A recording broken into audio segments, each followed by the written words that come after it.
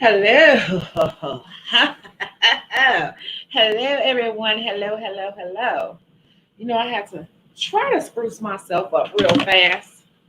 Try. I got so much stuff. Today I had to pull out my. Try to see something. Let me get this glare off of me. Wait, no. I think that'll do it. I had to pull out my books today, honey. I had to pull out the books. So how is everyone doing? I'm checking right now. I'm checking comments. How is everyone doing? I know it's been a minute. To be honest with you, this whole thing, everything has started to drain me. I'm just gonna be honest. Like this whole thing is starting to be draining. But hey, we got Trash or Treasure Nail Supplies here. Hi. We got Ted Jackson. Hello. Does this thing have a lag on it? Hi. We got Sarah Star. Hey. Hey. Izzy Dales. Hey. Oh, this thing has a lag on it. Izzy Nails. Hey. Let's see. Said good vibes. That's right. I ignore people that have bad vibes. It's like, most of the things that people do have nothing to do with you. And that's just something I'm really learning just now. So yeah, we got Shakita Bell here. Hey. Hey, Chrissy. She's one of our regulars. Hey, Shonda, you're new. Hey. Hey, Shannon. I look nice. Oh my God, I put this together so fast. You would have saw me 15 minutes ago. Honey, I be in here like looking like I call them my Miss Sealy braids because it's just like 4 or 5 big braids. I don't take my braids down until I go outside. They can stay braided for days and days and days.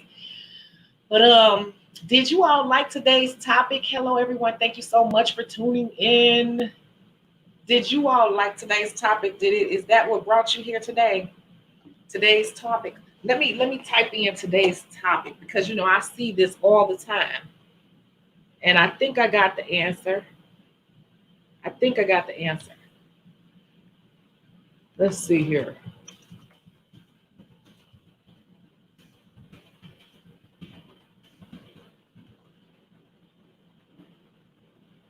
Is that what brought you all here? Because this is a topic that is all over the place, and I think I think that what some people see, they don't really believe it. How much do nail techs really make? Some of your customers are wondering, how much money do you make? Let me tell you, some of them think that we don't make anything. They think we make pennies. And the other ones, some of them are like, I'm making her rich.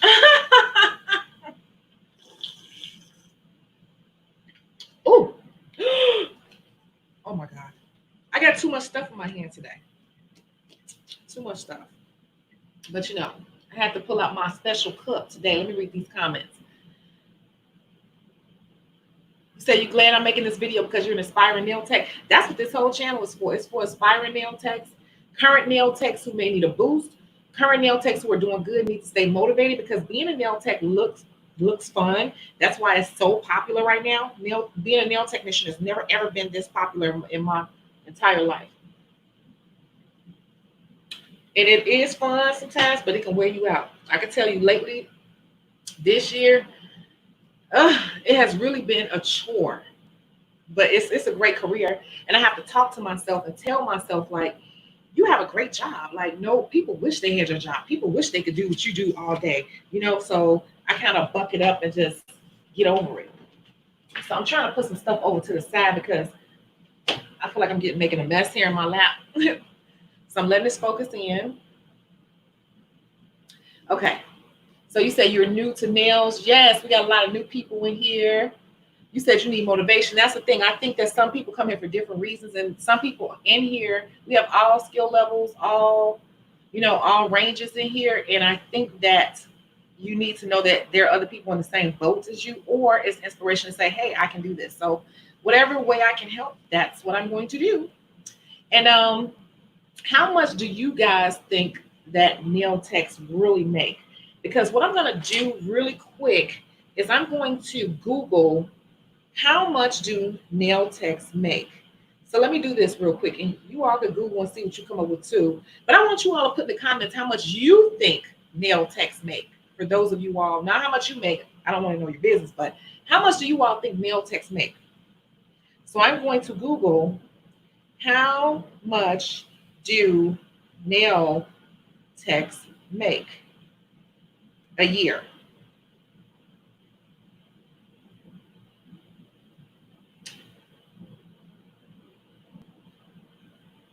Okay, that's nail salon owner. Trying to see. Wow. Are you all coming up with anything? So we got this right here. We have 40,000 a year. Okay. Anywhere from 30,000 to 100,000 a year. 50,000 a year. 30,000, but not including tips. Let's include the tips. Like, how much do you think nail techs make per year? I swear to God, people really be trying to figure it out. These clients be trying to figure it out too. They don't want to ask me. I have you thinking I'm broke and could barely make it 1 minute, and the next minute I'm talking about buying the whole building. You just will never know with me. So I will tell you what I found. What is the average nail technician salary by state? It says here in Illinois, the average salary is $28,990. Alabama, 28,955. Mississippi, 28. Missouri, 28. Actually, you can go state by state. And they're saying even in New York is like at 36 or 35,000. Let me see. I'm looking. Yeah, I feel like they have New York at the highest. So they're showing like low 20s up to, where's New York? No, where's California? I want to see what they think, because I would say they would have California and New York at the highest number. So they have California at 32,000 and New York at like 30, 35, 36,000. Isn't that interesting? And those have been the numbers that I've been seeing over the years, that we make like 23,000, 25,000, 20, 26,000. That's funny.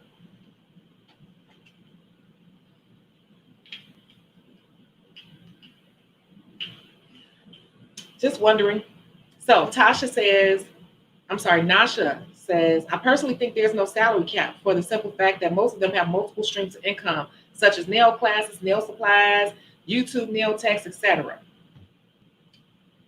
So 40,000 with tips. So let me tell you, I'm going to come back with my answer, and then we're going to get right into this as to why I'm saying what I'm saying. So stay tuned.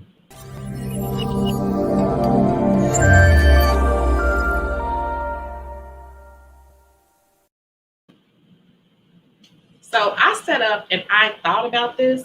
And the truth of the matter is, when it comes to people in our profession, let's be real. People in our profession, let me move this down some so you can see me a little bit more. People in our profession tend to not do what? Report income. We tend to not report income because most of the time we don't have to report that much income, because who's going to check us, boo? Like, how do they know, right? So that's the mentality. How do they know how much we're making? So typically, what you're seeing are low numbers, because typically a lot of women have children. They don't have to claim all their income because they have children. They're going to get a big refund anyway. They just claim, some income just to be claiming some income, just to put it on record or whatever. Most nail techs I know are not claiming everything that they make. Okay, so that's one of the reasons why we're seeing these low numbers, because those numbers are, well, it depends. So I made out a little list here, and I'm just going to go over, and if you agree, you can let me know. If you have something to add, let me know that too,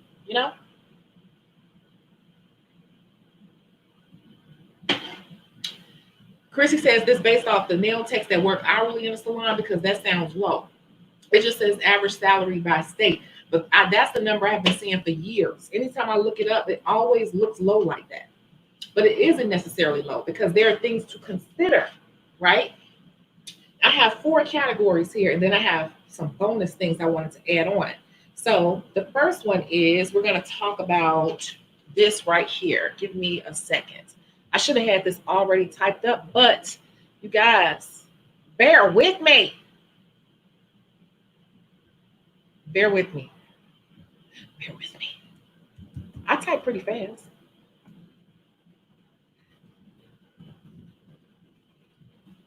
Oh, shoot. So is that right? So the first thing that we have to consider, the first section, I want to section off so we can think about these different types of nail techs. We have the hobbyist. You get the hobbyist? So we have the hobbyist. Let's talk about the hobbyist. Okay. The hobbyist is the person who does nails strictly for fun. They may have a job, they may not have to work, or they just do it simply for fun. They charge people, but they don't really charge a lot. And they may do it one day a week or something like that. Or they just do it like, you know, just for people they know, and that's it. They don't have any marketing or anything like that. It's just people in their town or people around know they do it, and they do just enough to keep their hands in it. Now, hobbyists, I would say that they're not as consistent. They do it when they feel like it. Um, they take more time doing nails because they're not on any pressure or schedule to finish doing nails at a certain time to keep a schedule. They just kind of do it at their leisure. And then also what happens with a lot of hobbyists is they take a lot of their profit and they reinvest it right back into buying more glitter and stuff and supplies. Uh-huh. Oh, nothing wrong with that, but that's what happens. A lot of them, I think, don't even really care to even try to make it this big career. They just do it to make themselves happy. And so they are okay buying the latest drill, the latest everything that's out because they just like kind of playing around with stuff and seeing if they can recreate stuff. There's nothing wrong with that, but that person is never going to show a lot of income in this. Actually, the hobbyist is going to show probably no income up to on their taxes or so, maybe $15,000 or something, or $20,000 a year. That's a hobbyist. You know, like a person who's not really doing it as a career. Do you all agree or disagree?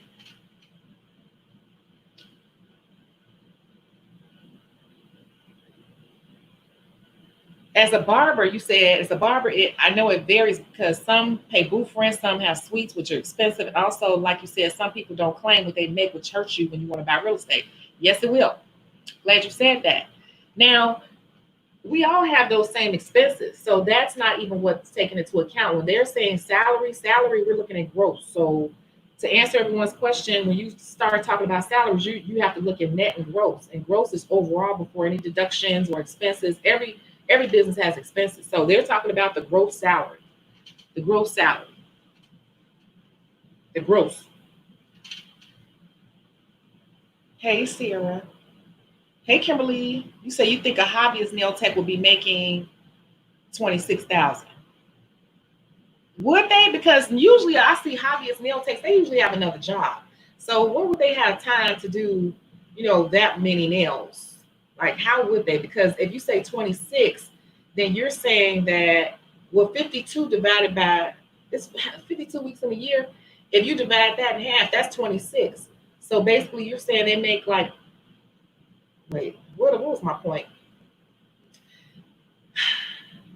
If they made 52,000 a year, that would be shit. Oh, 1,000 a week. So basically, you're saying that they make 500 a week. That was what I was trying to say. I'm telling you, my brain is like on slow motion, and you all know when I'm adding on the spot, and all you all looking at me, I always add it wrong, but I can't add. But on camera, I can't. But yeah, so basically, you're saying like a hobbyist nail tech would be making $500 a week because that would equal 26,000 a year, just off the top of my head. So if you look at that, it's like, would they even have time to do $500 worth of nails? Because I have it broken down into categories. So we're just talking about the hobbyist. This is like the person who does it for fun. So I don't even think they would be making that much. But you'll see when I move on to the next category.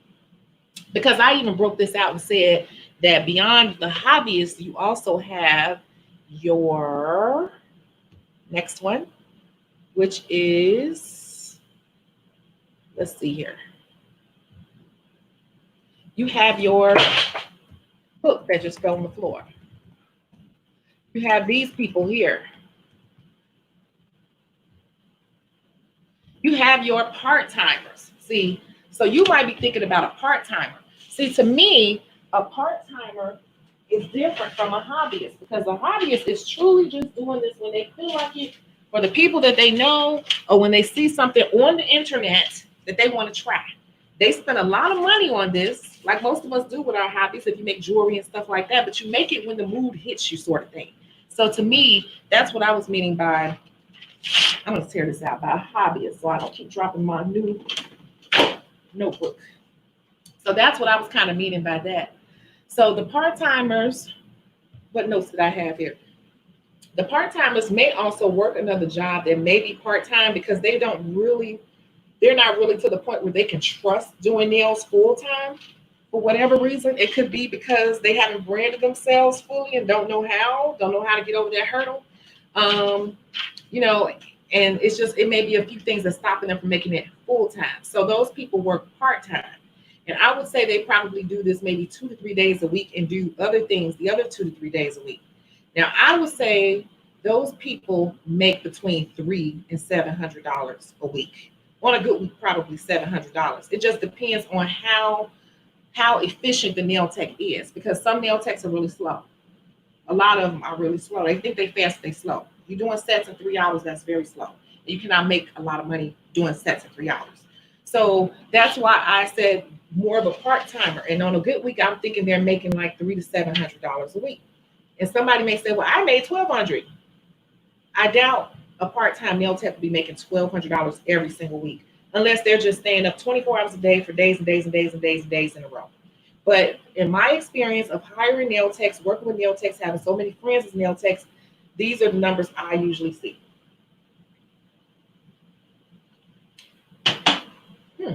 So that's that. Now the third one, this is just my little insight into it and what I see. You say you've been missing the late nights. I've been really not feeling being on camera, to be honest with you. Like, I'm drained still. I think all of this has been emotionally draining for me. I'm trying to get back into it though. You say that's me. I'm a part-timer. But see, Chrissy, you in a minute are not going to be a part-timer if you don't want to be, because I see you. And you are doing what you're supposed to do and branding yourself and putting yourself out there and doing everything you should be doing, pretty much. And it'll just take time. It takes time. I'm very aggressive, so I'll make stuff happen fast, but it takes time. So, yeah. And do you agree with those numbers? Like, does that sound about right? I would say $300 to $700, because usually with part timers too, what happens is, and it hinders their money, your availability is not all the way out there. So the days you do it may not work for people all the time. So they may come to you sometimes they may not, because they can't get to you. So sometimes you may have those weeks where it's like really, really low. You're like, damn, I was just popping last week, and then this week it's like kind of dead because you're not full time. You're not available enough to your people. Usually that's what it is when you start seeing those big jumps and up and down, up and down, up and down. That happens with part timers. Yeah.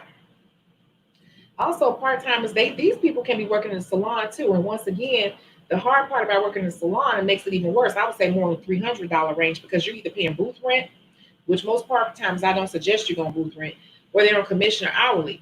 And so I'm gonna tell you, a lot of salons don't like hiring part-time people because they can't really make no real money off of you because you're so limited. So that's why I say it's more so on the $300 end once you end up paying them their commission or whatever. Or if they're paying you by the hour, they take out the taxes and everything like part-timers. I would say $300 to $700 a week.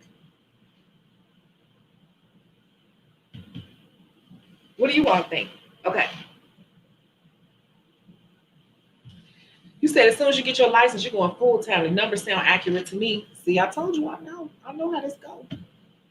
Yep, part-time and nail tech lately. I'm finishing the modifications at home to become available full-time. I'm getting bored doing part-time now that you graduated college. Yeah, and see, a lot of people, if you're only available Saturdays, everybody's not available on Saturdays. Some people running errands on Saturday and they want to come on Tuesdays. Like, believe it or not, Mondays and Tuesdays, I could be booked all day. The fact that I pretty much have a 7 day availability and I kind of move around my off days depending on what's happening and what's going on. I look at my schedule and see what's filling up and I adjust my days accordingly that way. Some people may not agree with it, but I know how to maximize my money. So if my Monday, if I look at next week and I already got 3 people on Monday, I'm going to go ahead and leave Monday, the rest of Monday open, because if I'm doing 3 people, I might as well do 3 more and make it 6, you know, and then just take off maybe Thursday instead. I don't know. Like I know how to look at my schedule and I can see and I already know who's coming to me. So I can pretty much adjust my books because I know, like, shoot, if my goal for the week is this amount, hell, I'm already at 30% of my goal on Monday alone. You get it? So that's how I adjust. Okay. So I'm going to move on to the next one. And the next one is, hold on. Hold on. Hold on. Oh, that sounded good. Hold on. Hold on. I was pushing it there. I was pushing that one. Okay, here's the next one. Full timers. And guess what? There is a category after full timers. I told you it was 4 categories. So full timers. Will a salon hire someone who just finished nail school full time? Yeah, they will. You just got to find the right fit. They will. They're going to put you on a commission. They may put you on a lower commission if they find, depending on where your skill level was. Like me, I had it tiered. New people, I would always give them a, Sharina going to come in late to my where's Sharina? She going to come in late. Full timers, I'm sorry, salons, I always gave people a test to see what their skill level was. But your skill level, most new people, they think their skill level is one way, but when you first go into your first salon, you will learn that you got some things to learn. So they'll probably put you on like a lower commission at first, or just kind of ease you into the money because they don't want to be in trouble putting you on everybody and you messing up. They got to see how you work first, honey, if you don't have any experience, but they will bring you in. They definitely will. So let's talk about full timers. That is where your money is, being a full timer. And let's be clear, full timers in this industry, for real, nail techs, we work 5 to 7 days a week. It's nothing for us to work 7 days a week. When the money is getting good, we get the money, honey.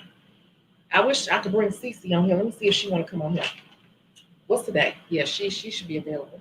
When the money is getting good, it is nothing for us to work. I have worked 20-something days straight, like 21 days in a row. I've done that on numerous occasions, or I do it all the time. So does Cece. When the money is getting good, let me see where she is.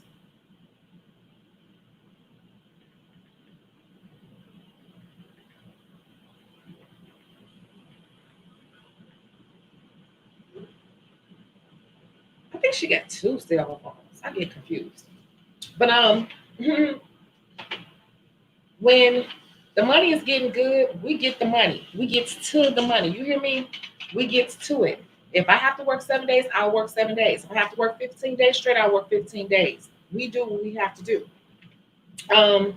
We do work 5 to 7 days per week. We do work. It's nothing for me to start at 9 o'clock and not finish until 1 o'clock the next morning, and then get up again at 9 o'clock and do it all over again. It's nothing for me to work. What's that? A 16-hour day? Is that a 16-hour day? Nah, so yeah. 16-hour day. It's nothing for us to go. It is something, but you get used to it. A real full timer with a banging fire packed clientele, you can easily work a 16-hour day, 5 to 7 days a week. And that's when you get into the numbers. Because I know some of you all have seen in some of these Facebook groups, and people say, how much do you make? And people will say, if you're not making $2,500 a week, you're not doing it. And some people may say, you ain't making no $2,500 a week. How do you make $2,500 a week? That don't even make sense. How you make $2,500 a week? Yeah, right.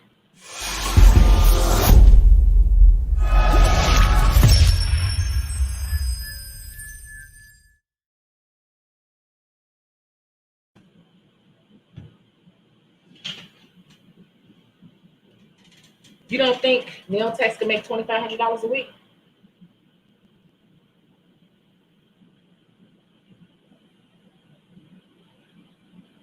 I'm giving you my Dora the Explorer look. See? Cece said, I can't. I'm still working. I'll be finished soon. Told you.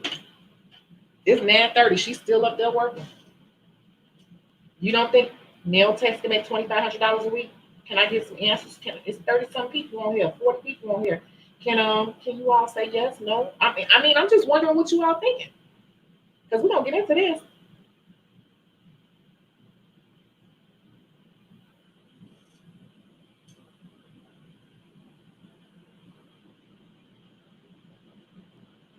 Make this what Dora the Explorer do when she asks you a question. She just stare at your ass and blink.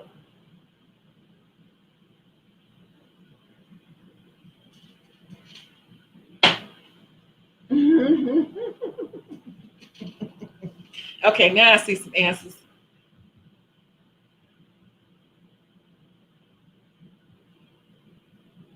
All right. We got Phoenix Nails. She haven't been here in a minute. You said I'm a retired nail tech. I work Friday 10 a.m. to 10 p.m., Saturday 10 to 8, Sundays 12 to 5, appointment and walk-ins always booked. Yep. I told Lee when you're gonna have when I'm having smart. I can't print these no more. They said it's copyright infringement.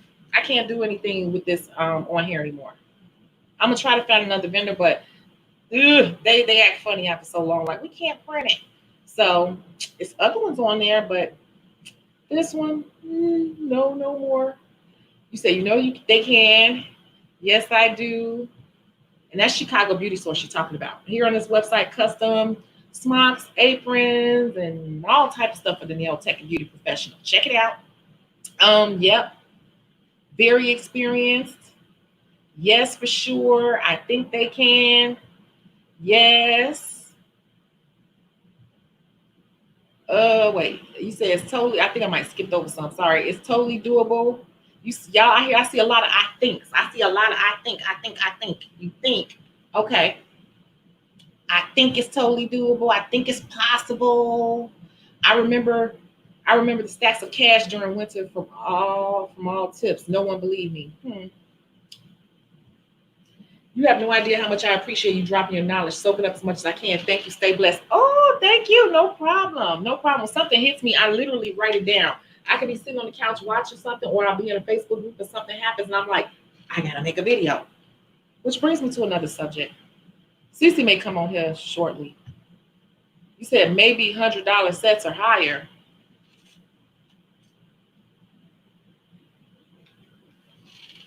Here go another I think.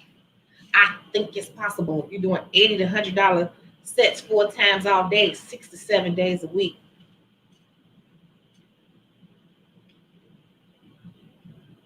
Let's do some math. And after this, I'm going to stop and I'm going to show you something. If you do a 7-day work week and you're talking about $2,500, you break that down, that's $500 a day. Right? Let's do it again. 2,500 divided by 7. Oops, sorry. 2,500 divided by 7 is $357 a day. You mean to tell me you can't make $357 a day? Let's do the math backwards. 357 times 7 is $24.99. You can't make $357 a day? I want you all to think about that. I'm going to do this, and I'm going to step away for a second, and I really want you all to absorb what I'm trying to get through to you all. And it goes into some philosophy sometimes, but it's really us that's stopping us. Okay?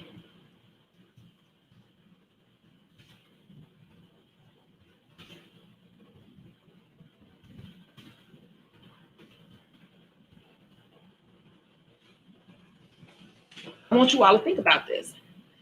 Those who get annoyed at my videos, your mind is not in the right place and you're not ready, but the videos will always be up whenever you're ready to get into this. Okay? I just want you all to really sit with what I'm about to say to you all. Sit with this. Sit with this.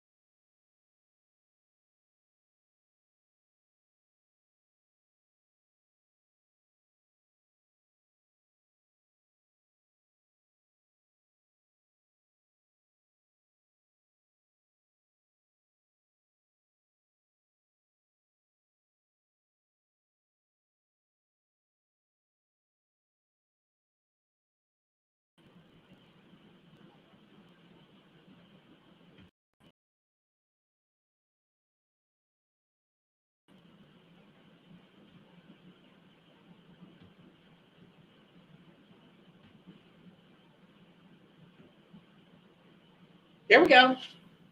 Y'all still here? Can you please let me know if you're still here? I don't know why this computer is freezing. It's a brand new computer. The only thing that's on here is the Sims. And I've been uploading all those extensions and stuff on here, making the game crazier and crazier.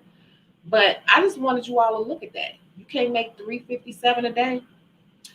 Remember that video I made? If you watch all my videos, you'll see one. It's called Get Rich or Die Trying.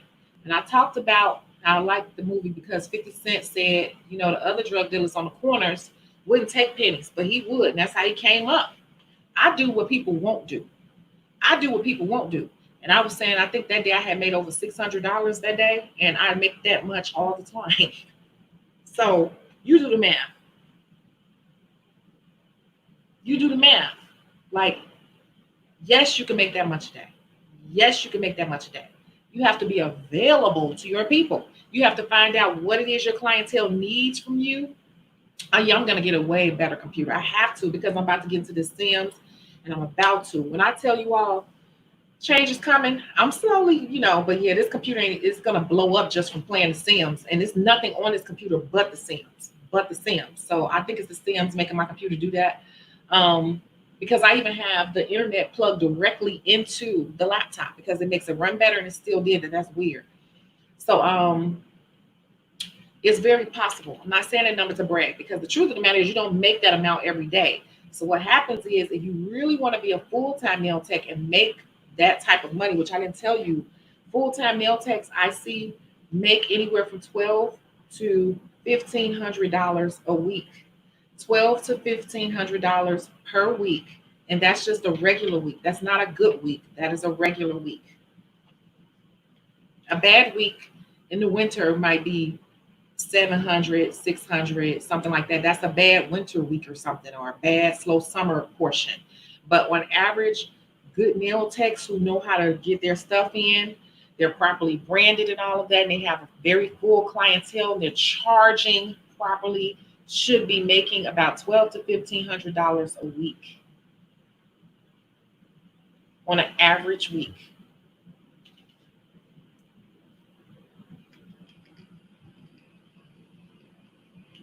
So let me go back and look at these comments.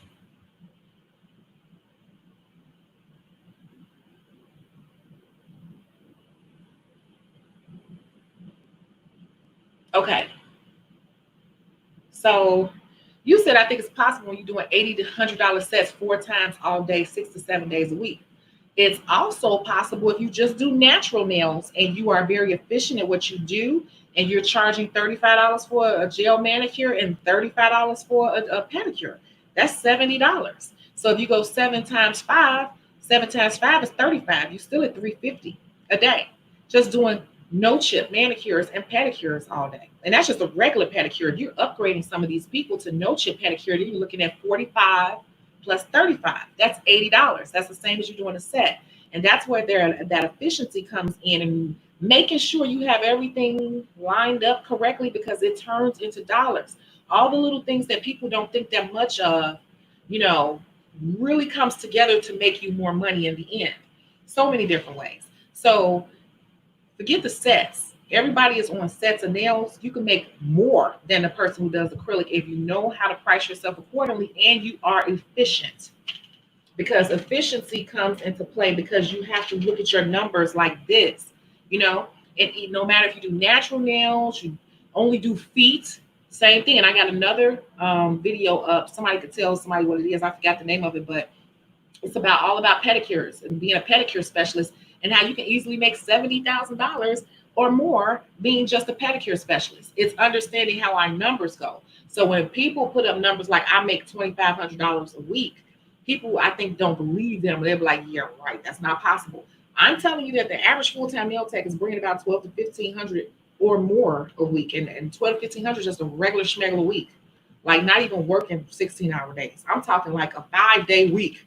A 5-day week can be $1,500 because that's still, $300 a day, because 3 times 5 is 15, right? So a $300 day is very easy. I can easily do 300 off of 3 people, easily, because there's always a person who's spending a big chunk. There's always a person who's spending 120. So if you got a 120 and then you got an 80, that's 210, right? 120 No, 20 plus 80. I'm sorry, that's 200. And then you get another person that is spending 80. That's 280 plus your tips plus some retail. You get it? So it's very easy to make that money depending on what your strategy is. But a lot of us haven't sat down and thought about what we want to do. We just know we want to be like that person or we want to get it like that. But they sat down and had a strategy. They figured out what they need to do to get what they want to get, how it needs to be priced, who gonna pay that price, and what needs to be done. You get it? We gotta really wrap our minds around what we're doing. So you said $100 sets or higher. See, I make just as much off natural nails as I do anything else. Today I did a I did my cousin's pedicure, talked her into a no chip manicure. Then she was like, "You got some of that scrub?" I said, "There's one left." She ended up giving me 100. The pedicure, no chip manicure, the scrub, plus tip. See how that goes? It don't have to be full set. It don't. It really don't. That's the goal when I work for commissions, to make over 300 a day. That's right. So 357 a day, but that's 7 days a week. So if you want to break it down to, and let me say this too. Let me be realistic. These people that's saying I make $2,500, they ain't making that every week. Now,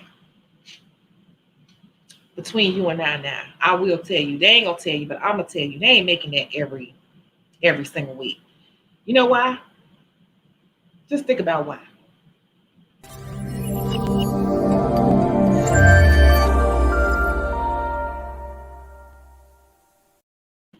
You get burned the hell out. That's why. You can't keep working like that. You do it sometimes, then you got to take a break and like scale back.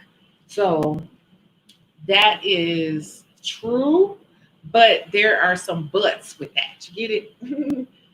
So, girl, it is possible. I work my 10 hours or more to earn it. Yep.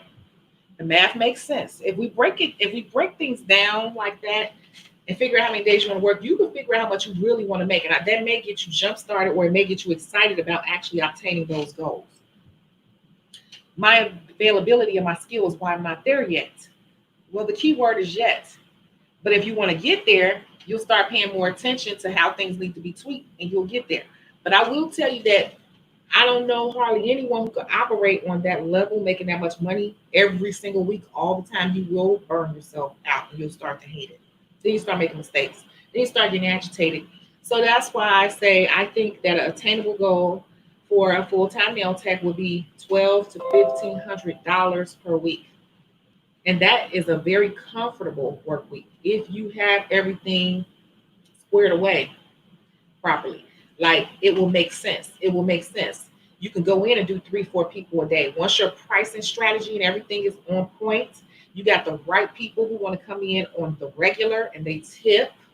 All those tips add up to when all you get that machine flowing like that, and get your cancellation policies and stick to them and stop being so nice and let people run over you and all that stuff. Once you start sticking to all that, you'll start to see consistent money around $1,200 to $1,500 a week. And then when things get in overdrive and you got a burst of energy, you got something you're trying to accomplish, take everybody, get it all. And then you go into overdrive and you can hit it for 21 days straight and get that, make a quick $7,000, $8,000. Oh yeah. Because like I said in that video, Get Rich or Die Trying, I think I said I made 6 something that day, but I had bust my butt that day. I know that day I got up, I did a person or two, then I jumped in my car and I went and did a mobile service. The mobile, I don't leave out the house for less than $100. So even by the time I got back home at 4 o'clock or something, I forgot how that went. That was some months ago, but I was already at $400, I think, or something. By the time I got home at 4 o'clock, I was already at 400. Get it? And then I had people after. And then, you do 2 more people or whatever, 2 small services and 1 big service after, and finish up at 11 o'clock at night. That's a $600 day. So $600 days are more possible too. You see what I'm saying? And then it all averages out. Some days you may make 200. Another day you might make 600, then 400, then 300, then 300, then another 400. You get what I'm saying? Like, it all balances out. Very, very, very possible. Very, very. And then I talked about agency work too. You can do some specialty jobs. They could pay you $300 to go do an event real quick for 2 hours. You book a person or two before, you do the agency event, you do two people after. That could be $1,000 day. It just depends. Like, we got to sit down and treat our business like a business and be strategic in how we're getting this money. Pull our minds off the glitter and get on the strategy of the business. Like, how we're going to get to the biggest bucks possible. And you want to know why? Because let's not forget, we're supposed to be paying taxes. You got to pay taxes out this money. You got to buy more supplies out this money. You got overhead before you even see this money. So we're looking at $2,500 a week, but you spending, I can go to the nail supply store and spend $700 at the nail supply store in one day on supplies. So that's not like all that money just going in my pocket. It costs money too to keep the business running. So don't feel bad about, I can't reach that goal. The more you make, the more you're going to spend keeping it going. So shit, whatever. You said I'm okay as a nail tech and I earned that. See? And you only work 4 days. It's very possible, and it depends on what you charge, what type of clientele you got. Some of you all got cheap ass clientele. And you ain't gonna never make that type of money. You keep them cheap people around you.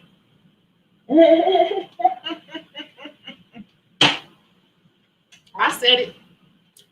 Don't let these clients get in your head making you charge pennies and making you feel bad for going up on your price and stuff. They can't afford it. Let them go to somebody else that's in their budget. You need to be charging properly for what you do, according to your skill level. And the products that you use a good stuff, you good at what you do, and your work lasts a month. Why would you be scared? Charge accordingly. If they don't like it, get people who do like it. That's where the branding comes in. Some of us have attracted cheap people who never tip or anything. If you keep a whole full client, you always have a few of them in there, but if you got a whole clientele of people like that, your money will suffer. Just saying. For me, my availability is what's really hurting me, because I was available more. If I was available more, I could do 6 clients at $60. Because I'm not available enough to make that much, I would have to do more. So this is what I'm trying to tell you all too. You need to have a good mix of people, because to me, especially if you keep staying in this business a long time, that's a lot of people to do in a day. You will get burnt out. I average 3 to 4 people a day now. I try to say 3 to 4 people and still make that money, because I keep a good mix of people who spend a little change and people who spend big. I got a good mix. You got all people that's pretty much spending on the lower end. You're going to work harder. So strategically, I would say you should try to look for people who you can build a bigger ticket with. Meaning, if you don't do feet, that's your first mistake. If you don't do feet, that's number one. Nail techs who don't do feet, I don't understand you all at all, but that's a big no right there. That's how my tickets be big, and that's how I only do 3 people a day, because I usually am doing their feet too. And feet is a no-brainer because it's a 30-minute quick, $35, 30 minutes. If I ain't talking 30 minutes, 40 minutes, that's a no-brainer. And that's the least amount of work you can do to make the money quick. That's how you're going to build your ticket quick. You're doing 3 to 4 pedicures a day. 4 pedicures times, let's say $35, that's already $140. You're almost halfway there just doing the feet. And that's the quickest, easiest thing you can do to make money. So that's up to you. I'm just saying. 3.5 clients at $100, and my skill level isn't at that price range just yet. Okay. I would be able to do it, but I have to work on speed. In an 8-hour span, I can only do 3 clients, 4 on a good day. See, that's why I said I already know what it is. And it's not even a thing of me knowing everything. I just been in this business long enough. And then I know, like right now, I'm really tired and burnt out a little bit. So if I do people, I would be slower because I'm burnt out. And that's why I said that people can't always maintain no $2,500 a week. That's not realistic for a nail tech to just keep going $2,500. I know the amount of work it takes to do $2,500 a week. You will get burnt out and start moving slow, making mistakes, blah, blah, blah. But yeah, you want to work on speed. And a lot of us, we spend a lot of time doing double work. I've been through all that before though. So yeah, I'm going to do a pedicure and a full set in 2 hours or less. A pedicure and a full set. Unless they get some strange designs or something out there, maybe 2.5 hours, but I try to keep a pedicure and a full set under 2 hours, somewhere around there, just depending. And I don't do super long nails either. That's the other thing. I know the new trend is to do these nails all the way out, hit them straight long, clickers. If you are doing them nails, you should not be doing that less than $100. If you are, you're cheating yourself. If you are, you're cheating yourself. If you are, and you are charging that low, it should be because you're new. Because if you're experienced and your work looks good, you shouldn't be doing it under $100. Because those nails that's way out there, those are extra longs. Extra longs for me, I don't even do nails that long. I refer them out. But if I were to do a set of extra longs, the set itself would be $80. And that's with nothing. That's with no encapsulation or anything. I noticed that a lot of nail techs are charging flat prices and they're doing all this fancy work because you all are letting clients sit in your chair and say this one little thing, and it's hurting you badly.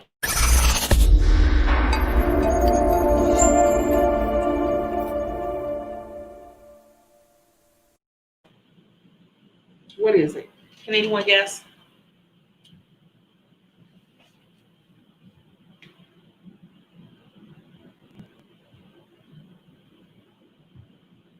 Those of you who are sitting, letting clients sit in your chair and say this, doing all this long, extravagant work, beautiful work, are hurting yourself. You let people play you.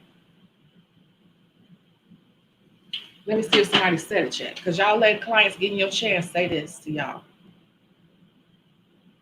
Marie Allen said it. Do whatever you want. Do whatever you want. I mean, just do what you want. Just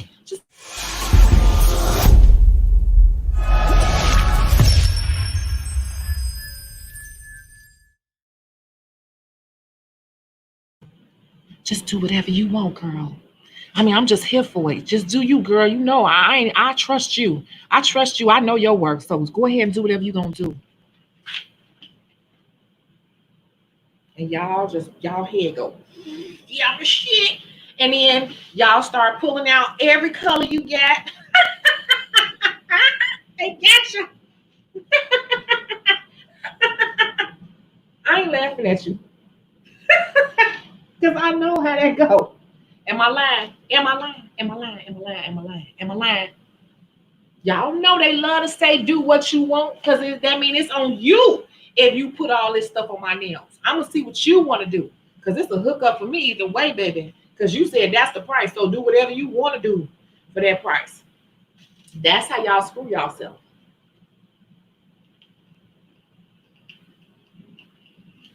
Marino,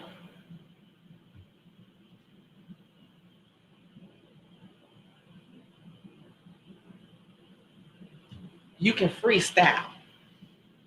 Y'all screwing yourself with that. Oh wow, yes, that's what they say. And my clients are slowly learning. I tell them, y'all make my act switch when you say that because it ain't about what I want. It's what's your budget. Y'all already know. How much you trying to spend? And I throw that shit right back to them. Y'all don't. Y'all just get to start being trying to be uber creative. And you're supposed to be making money off of all that creativity. That's how you build your ticket. You said being so excited to give away the bag. Exactly. You be giving away your own bag by letting them clients throw that on you. Do what you want.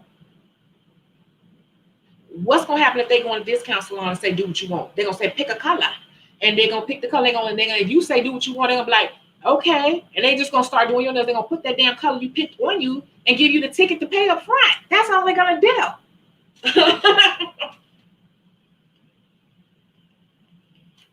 Y'all gotta give me a second. Let me take a little ladies break. Hold on.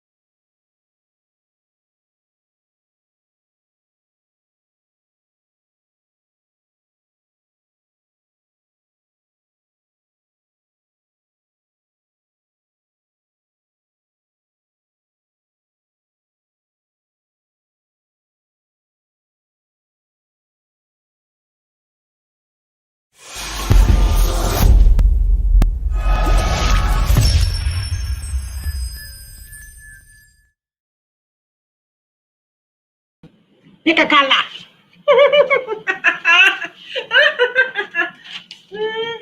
Y'all get what I'm saying? Oh, for real. You get what I'm saying? For real. That freestyle, do what you want stuff is going to get you less money. It's going to make you cheat yourself. I promise you. Somebody said try setting a timer. Yeah, you could do that. Oh, excuse me, I'm such a lady. Set the timer. That's a good one. I just try to be aware. And a lot of things, that's a whole nother video and a whole nother class. A lot of you all are doing double work, like spending way too much time shaping nails before you can put the acrylic on. Why? Stuff like that. That's like adding on 20 minutes. Um, it's true. This week, my mother-in-law made 90 days for 3 days straight. Hmm. What is your advice for mobile service? I want to offer pedicures, but not sure how to work it out. I think I have a whole video on that because that's kind of a little bit off topic. Mobile service, that's a whole nother subject. That's an entirely different subject, but I do have some stuff in other videos going more in depth about mobile. Have to place materials skill. My branding is non-existent. I'm such an introvert. Do you have this book? Because you could do it without speaking. You could just do it all through social media. And it's all about consistency on social media. Right now, you follow me on social media. I haven't even posted. Since the pandemic has happened, I haven't even been posting. And I still was overwhelmed with people reaching out to me. Because once you get it to a certain level, your clients do all your own business for you. That's how you know you're branded and that your marketing has worked. Once you do it so long, you really don't even have to post. Your name is just out there. Okay. Just asking. I'm just asking. So you said I just stare at them. One flower. Yep. I always say, what type of budget you trying to be in? What's the budget for today? What's the budget for today? And they always look crazy when I say that, but that's a valid question. They can't. I don't be saying that mean.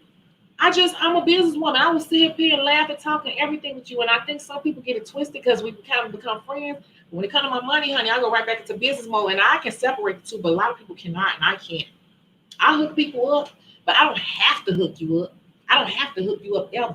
I do it because I want to. I don't owe you that at all. People get that twisted. I don't owe you that. You taught me that nice and early. I'll catch myself saying how much you're trying to spend because what I want is expensive. Man, that's what I'm saying. You got to find it because they will get you. Don't get caught up in that one because that they get you all excited, especially the new nail techs. They be like, we know you thirsty to use all this new stuff you bought, and they just take advantage of it. That's what they're doing. That's how human beings are. It's the human nature to just get what they can get. I'm lazy, so the less I do, the better for me. I just want to be done ASAP. And I'm gonna be honest with you, that's how I feel these days. Like I'm just trying to get done and get through the day. I really be talking to myself in my head, like, okay, you got 2 more. Okay, you're almost done here. I do not want to be slipping playing on your damn nails all day unless I'm making some money for it. I'm just saying. Like, you said the book will be purchased tonight. So that's what I did. I did bring this out today because I wanted to make a point to you guys. And this is in the book. This is in the book. This is the actual 30-day nail technician bootcamp challenge. And in this book, it's 100 pages. In this book, in week 1, I believe, in week 1, this is in the first week, we start talking about doing some calculations. And in this book, I teach you how to break down the type of services you want to offer and the number of people you need to do a day and how much you can make doing it 3 days a week and per month. And then annually, how much you will make. And then if you want to scale it up to 5 days a week, I teach you how to do some calculations so you can have a strategy as to how you're working. You need to know how much you want to make, and then you break that number down to figure out, based on the type of services that you offer, what you need to be charging and how many people you need to be doing a day. That is in here. That's in the first week. The exercise is in the first week of is how much can I make? I don't know if you can see it. How much can I make? Let's do some calculations. That is in the first week of this. So, when people say, how much do nail techs make?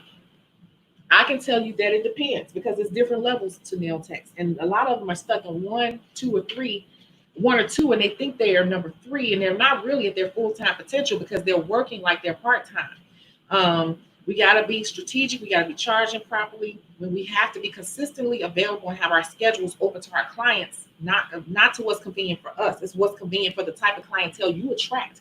And you need to be making sure you are attracting the right type of client for the dollars you want to spend. If you want to charge, $50 for a basic set of nails, stop going after these chicks that's used to going in the neighborhood garbage tote up discount salon. Why are you targeting them? Why are you targeting them? And they're used to paying $25 for a full set. And you want to make this much per day per this exercise. And you see that the numbers are doable. We just talked about $2,500 a week, and you saw how easy that number was. So if you want to set a more realistic number for yourself, I want to start out with making $1,000 a week. What does it take? So that number going to be much, much, much, much, much smaller. Why would you target people that are used to paying way less than what your target number needs to be to hit your overall target? See, when you look at it on paper, you break it down like that, it'll make more sense, and you'll start getting away from those people. You'll stop trying to satisfy those people, because those people will work you to death and want to give you $25. You get what I'm saying? You got to figure out what you need to do to get to the people that will pay $50. Because I'm going to tell you, 90% of my sets are medium coffin sets, and my medium coffin set starts at $55, and that's with nothing on it. Okay?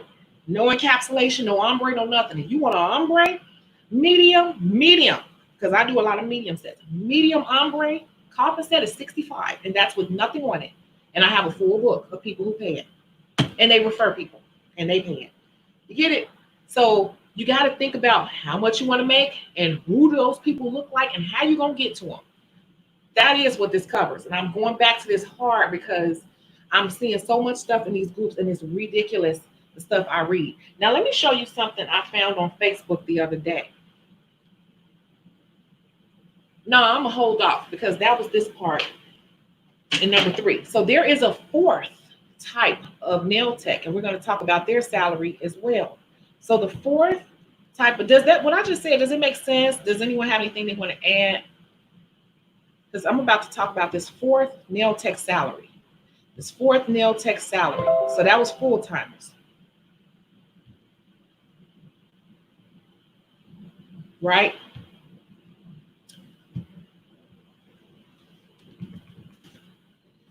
Y'all ready? Y'all ready for this fourth one? Can I get a couple of yeses in the comments, please? Can I please? Are y'all still here with me? Are y'all still here with me? Because we're going to talk about the fourth type of nail tech and what type of money they make. Because we talked about hardly any money, because the hobbyists put a lot of it right back to their business. They're not really trying to make no money. We got a lot of part-timers who's doing about $300 to $700 a week, just depending on their setup. And a lot of people are stuck in part-time status because they can't figure out how to get to full-time status. They haven't got over that hurdle. Then you got the full-timers. We talked about that. Are you all ready for the fourth one? Yes. Hi. Hey, Bernie. I haven't seen you before. Okay. So we're going to go into the fourth one. This one might piss some people off when they come watch this one.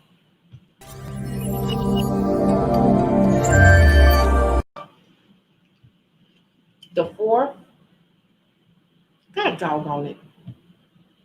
The fourth nail tech salary we're going to talk about is this. Yeah, I said it. Fake full-timers. Fake full-timers. What is a fake full-timer? What do you think a fake full-timer is that?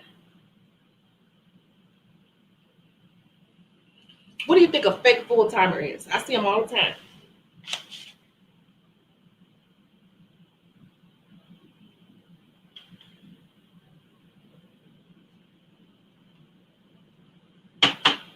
I see it. What I see it. What y'all think about that? Fake full-timers.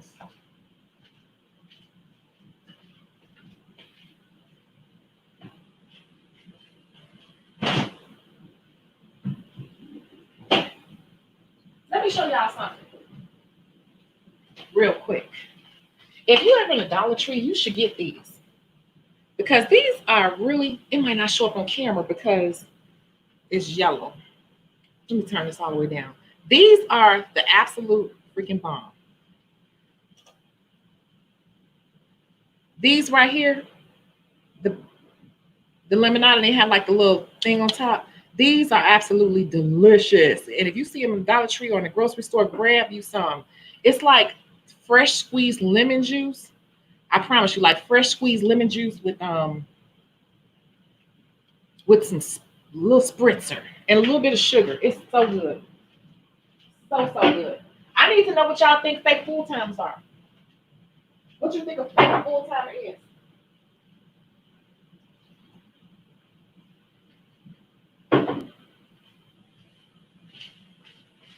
What do you think a fake full timer is?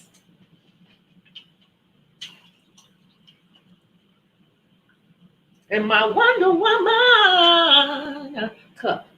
Wonder Woman. This is what ladies do. Stir with your finger. Gotta stir with your pinky finger, else you're not a lady. That's what ladies do. Taught you something new.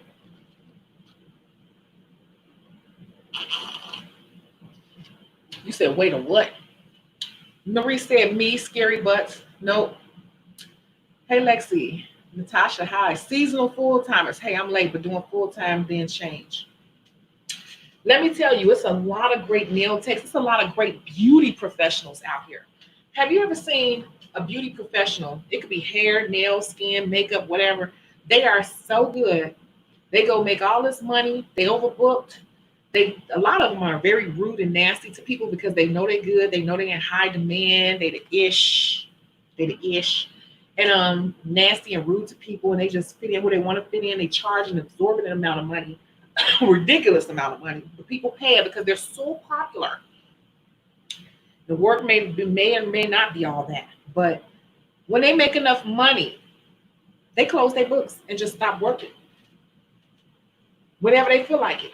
I've said this before. I just didn't use this term, I don't think. I call them fake full-timers because they will work, and come in and charge a whole bunch of people a whole bunch of money because they can, and then they just stop answering people's inboxes, text calls, whatever, till they run out the money. They spend up all the money going to Miami, Vegas, flossing, shopping, showing off the Gucci, this, the Fendi, the Chanel, the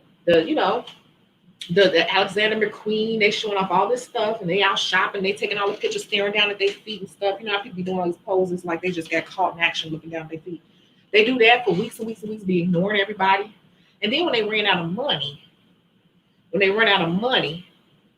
then they want to come back and say, my books are open. I call those fake full-timers. You've seen them, haven't you? Can I get a yes? Can I get an amen? Can I get a you? I don't know what the hell you're talking about. Y'all see them on social media all the time.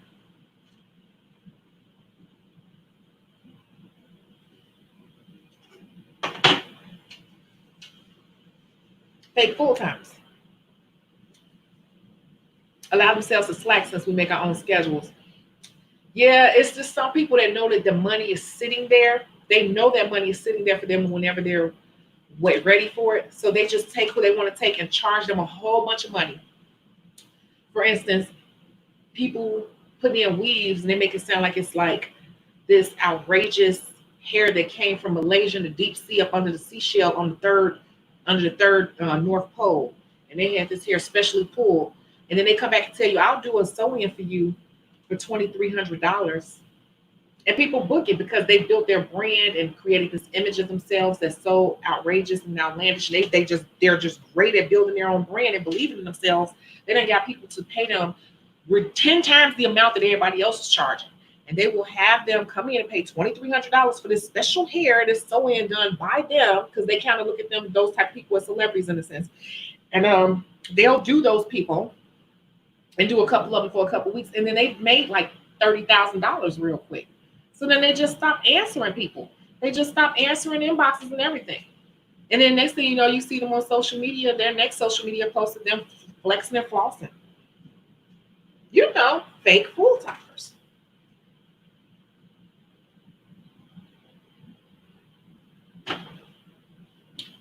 And then a month later, yeah, with braids too. Braids is so hot right now. Everybody's a braid and everybody's into braids. Braiders really need to be careful because that's just very popular right now. People are not gonna be wearing braids forever. But it'll come and go. It's trending right now. People always wear them, but they're not gonna be as trendy forever. People are gonna get sick of them, they're gonna go on to something else. That's just how the beauty industry is. But fake full timers. So let's talk about money with fake full timers. Fake full timers will make big chunks of money and then they will just hold it and spend it, and then they'll come back and they make big chunks of money. Fake full timers, a lot of them don't really care about building clientele. They're just naturally gifted at what they do, and they feel like they can afford to do that because the people will always be there waiting on them. Fake full timers are usually short lived in the industry. Many of them burn themselves out because they always have to constantly go and get people. They constantly have to convince people to come spend this crazy amount of money with them and constantly have to build their brand because they're not dependable. So they're constantly losing people. Fake full timers usually don't last in the industry more than 5 to 7 years. I know so many people that were fake full time. They burned themselves out. They kept doing that, kept doing that, kept doing that. You don't hear nothing from them. Next time you see them, they doing something totally different. They done became a police officer. They done went to nursing school or something like that because they get burned out from doing that because they never took time to just sit and be real consistent. They were too good for their own good. Sometimes, not all the time, but sometimes fake full timers are too good for their own good. They get too used to all that big money and they start pulling their client strings. And as much shit as I talk, what I will tell you is you have to appreciate your clients. You have to be there for your clients. You got to appreciate and be there for your clients, your good clients. And you can't just leave them hanging out of nowhere for a month at a time with no heads up. And then come back around like, oh, I'm back doing people who want to get in. And that's what I call fake full timers. You can do it if you want, but I mean, like, after a while, somebody else will come take your slot, like somebody who's going to be more consistent. So fake full timers, I would say, believe it or not, who do you think makes the most money out of all four? Out of the hobbyists, the part-time, the full-time, and the fake full-time. Who makes the most money?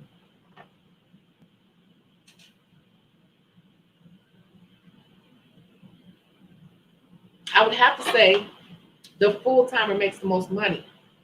The full-timer is going to make the most money because the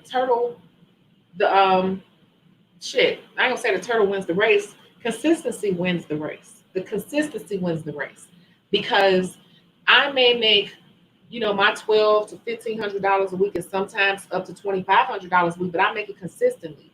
You come in and make 20,000 real quick, and you disappear for months at a time, and you spend all yours.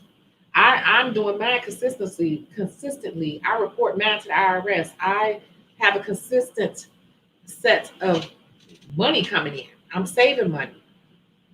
I'm building retirement. And all that's in the book, you guys. All that. But anyway, I'm doing these things. It's not a hustle. So basically what I'm saying, fake full-timers are hustlers. They're hustlers. And a lot of us are hustling. A lot of them are hustling. They hustle some money real fast and they go spend it. Do you want to be a hustler? Do you want to be a career nail tech? You want to be a career beauty professional? It's different. It's a difference. It's a difference. And those people always need to make money because they let the money burn their hands. They make as much as they can. They will stay up for days making money. They won't even sleep. They be looking a mess. They'll just make all the money they can because they know they're charging a lot. And they just grab it all what they can and they go on to spend it. Those people always end up broke and need to come back almost. It's funny because I see some of them come back. You can tell they broke because they be like taking people today. I be in the salon all day. It's like your ass ain't took people in weeks. You've been avoiding people and not answering people. I'm reading the comments, but you ain't even answer people's DMs for months. Now you back taking people. You sitting here all day and you ready to take people. You can take them today.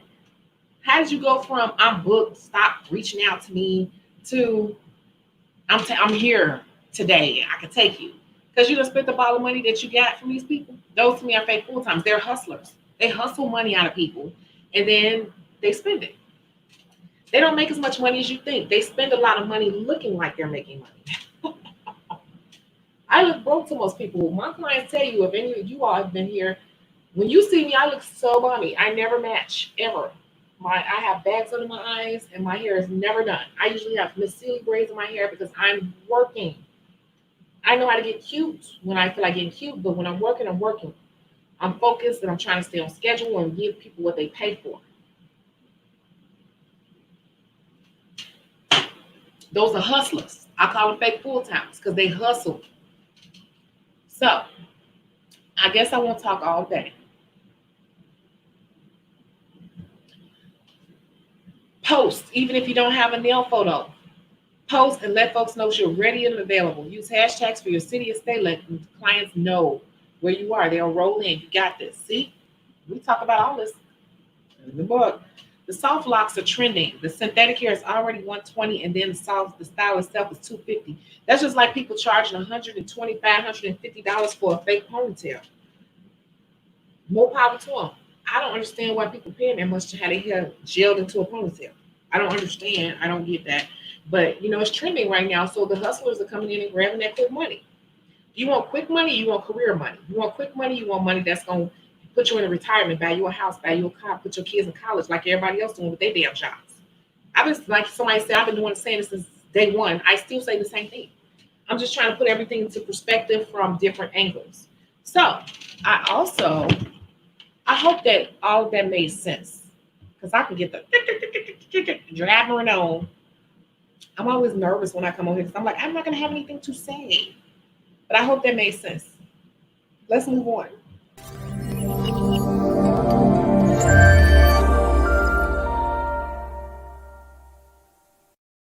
So, did that make sense for you guys? Like, did that make sense? Fake full-timers. And I really should have put hustlers because that's what they are. Right, the full-timer makes more. The one is persistent. Yes, and I've said this since day one. See, people been watching. I don't waver because I'm not saying something for a particular reason. I'm saying all of what I said from experience. Okay.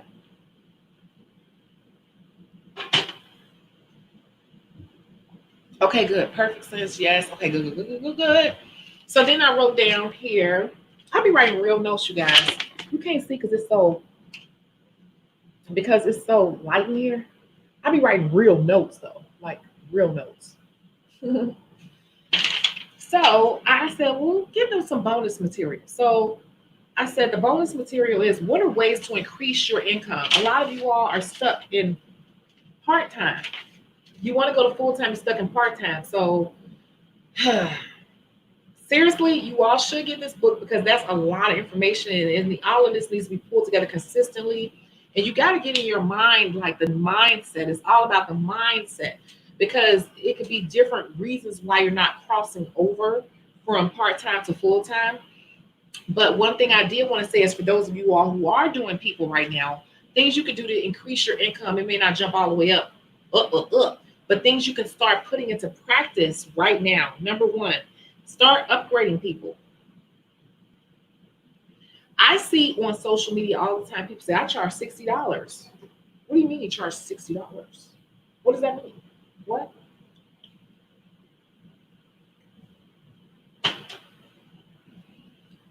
Build you a price list.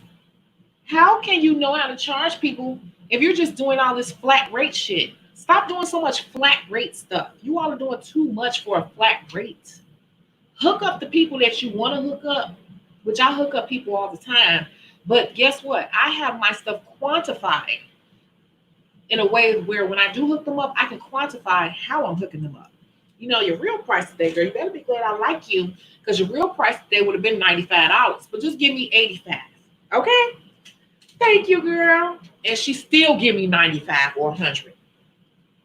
See how that go? But if you got this flat rate, you just let people tell you, oh, do what you want to do. You are screwing yourself. Every time you do somebody, you screw yourself out probably about $15, $20 every time you do somebody because you're not set up properly. Number one, you don't have your prices set up. So you have nothing to upgrade to. How can you upgrade people when you haven't broken out your pricing? You too flat line with your pricing. Your price line is too flat. You need to tear it out. You need to tear out your pricing. I know I'm supposed to come with that pricing guide. I started on it. Y'all got so many. Y'all know Chicago beauty stores be keeping me busy too. Like when I finish doing people all day, y'all forget I got a whole online beauty supply store. So I'm just saying, like, I'm trying to give it to you now though. Your price is too flat. Like I said, a medium coffin set is $55. Do what you want to do, girl. Freestyle on me. I'm like, girl, now you know you're making my eye twitch. This is exactly what I will say in real life. You got my damn eye twitching. What I do? Y'all know I don't even care about no darn designs. You see, I wear plain polish. I don't care about no designs. You gotta give me some ideas. What you thinking, girl? Color scheme, something. And how much you trying to spend? This is exactly what I would say to a client for real in real life. And I do. They start, then I throw them back, and then I get them to think about how much you're trying to spend. How much is this? Well, I told you this is 55. But you know, like most of my stuff is, if I had a store, yes, Chicago Beauty Stores. That's my store. It's been around since 2013. It's been around for, was it 7 years now? But yes, I'm telling you, like that throws it back on them, and they adjust themselves because see, people be real lax when they start saying do what you want to do because they know you about to hook them up and they trying to get you pulled into the moment emotionally. But you need to get into your business mind and throw it back on them business wise. And then that makes them snap back into reality and look at their fucking wallets. What's in your wallet? That's what I want to know. What are you trying to pull out of your wallet? And then we can discuss from here. So usually I'm telling you, and any other nail tech can attest to this, that changes the conversation drastically.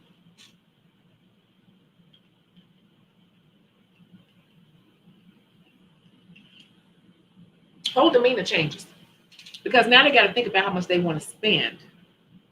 Because that 55 was just the set with me. Just a set. Perfectly shaped, contoured, flawless acrylic, yes. But you start talking about design, they start adding on time to the service, materials to the service, expertise to the service. It ain't that much, but I'll be like, you know, most stuff is like $2 for $5. They start talking about stones. I'm like, well, stones do drive up the price because you got partial $5. You got partial $5, you got $10 stone sets, you got 15 and up. And then once they start adding it up, it's like, damn, okay, that just went from $70, just adding on $15 worth. Well, for $15, I could do a few stones on 2 nails, then I could do a glitter press, you know, da, da, da, da, da. And I can hook up anybody in their budget, but make sure you let people stay in their budget and not wear you out of your budget. Your budget is your energy. Okay? They're gonna wear you out. You either gonna wear their wallet out or they're gonna wear your energy out. Which one gonna happen? Y'all let people wear your energy out. You wear their wallet out before they wear your energy out. How about that? Okay, the second part of the bonus, trying to keep myself on track. Retail. I cannot keep saying the same thing over and over. I'm gonna keep making these videos until somebody it's gonna be a video that click for y'all. This video may click for you. Retail. I cannot stress how much retail helps. If you all make scrubs, butters, different things like that, make sure that you are selling them. I will be right back. I'm going to show you something. Hold on.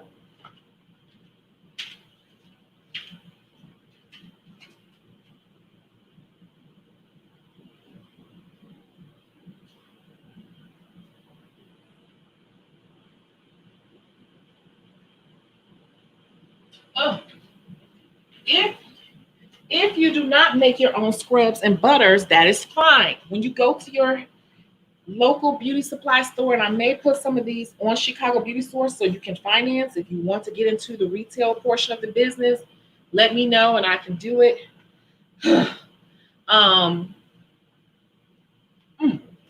You can buy this stuff in bulk. You can buy this stuff in bulk. You can buy the stuff in bulk. You can buy it in bulk. This is a scrub that I bought in bulk. I was just trying it out because Cece told me to do it, and it smells really good. And this one actually is a sugar scrub, and it actually warms up. This is it smells so good. Oh, smell it. Smell it. Smell it. I know some of y'all really tried to smell it, didn't you? It do smell good though. How many of y'all really tried to smell it when I put that up there? Don't lie.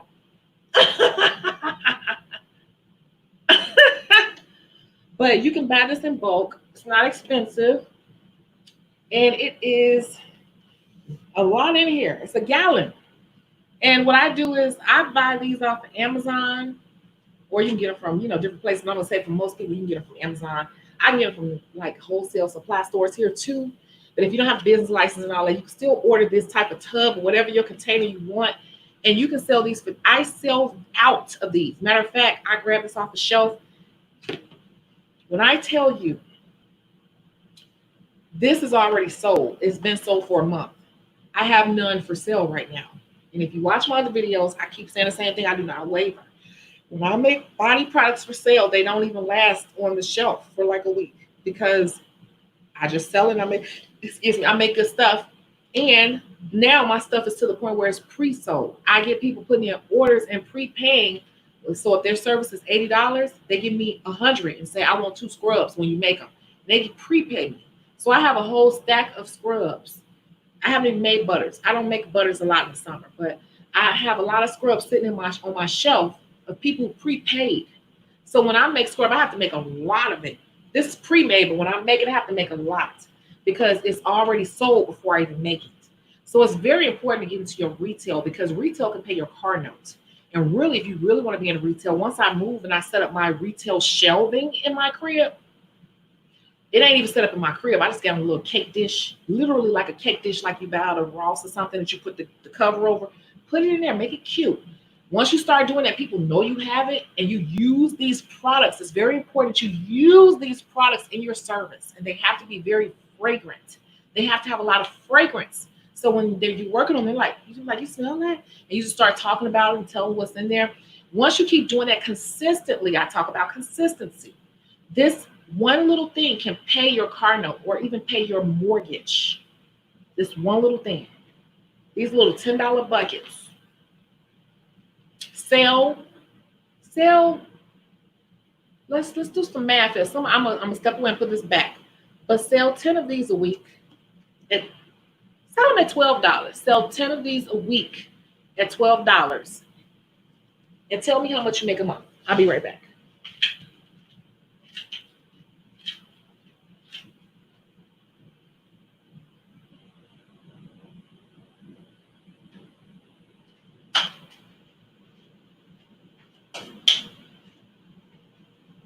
You sold 10 of those a week at $12. How much do you make? I already know number.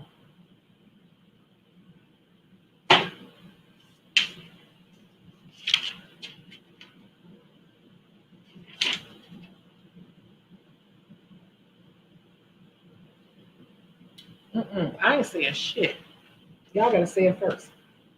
Because if your mind is not gonna click on this, you won't get to the money. I'm trying to tell you, get to 6 figures. There's a nail tech. It's a hairstylist. It's a lash tissue. Whatever. 480, exactly. 480. 480. That's your car note, ain't it? That's your car note. I've said it so many times how retail alone, selling scrub alone can pay your car note. Basically, you can make a batch of scrub every month and not have to pay your car note because your retail, and that bucket is not that much. You can literally make your money 30 times over off of that and pay your car note just for selling the scrub, not even digging into the money you make doing clients. So I'm not going to go too much further into that, but I'm trying to get you to wrap your mind around that, right? And look at this. Look who tried to smell it, y'all. Chrissy. Oh, no, Chrissy didn't try to smell it. Deanna tried to smell it. She said, I had my wine. I tried to smell it. I knew somebody tried to smell it because I threw y'all off. I was like, yeah, smell it. Like it. I did that like that because I knew somebody was going to be like, because I do that all the time, too, when I'm watching, like, the eating, like, the mukbangs and stuff, and they be putting the butter and the crab leg. I'm like, I do. I'm not going to lie. I do. I be here talking to myself and being like, oh, my God, I need to do a crab boil tomorrow.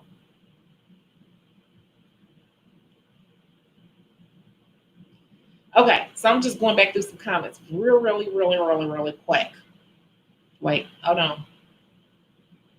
You say, yes, your book has so much great information. I'm so glad. It's not a foo-foo book. That's why when I I was supposed to keep launching it and launching it and launching it. I never did because I'm like, I kept staying up thinking of things to add to it. Like it had to make sense. It had to pull together, but it's so much information. I was trying to figure out how to condense it. And this ended up still being 100 pages. I was trying to condense everything I say into 100 pages, you know? Chicago recently, I told you my last life, I got, girl, I thought you said you got lice. Let me read this over. Chicago, I recently told you last live, I got my license. But you said license. But I know you said license. But I'm so nervous to work in the salon. I have not even tried to work yet.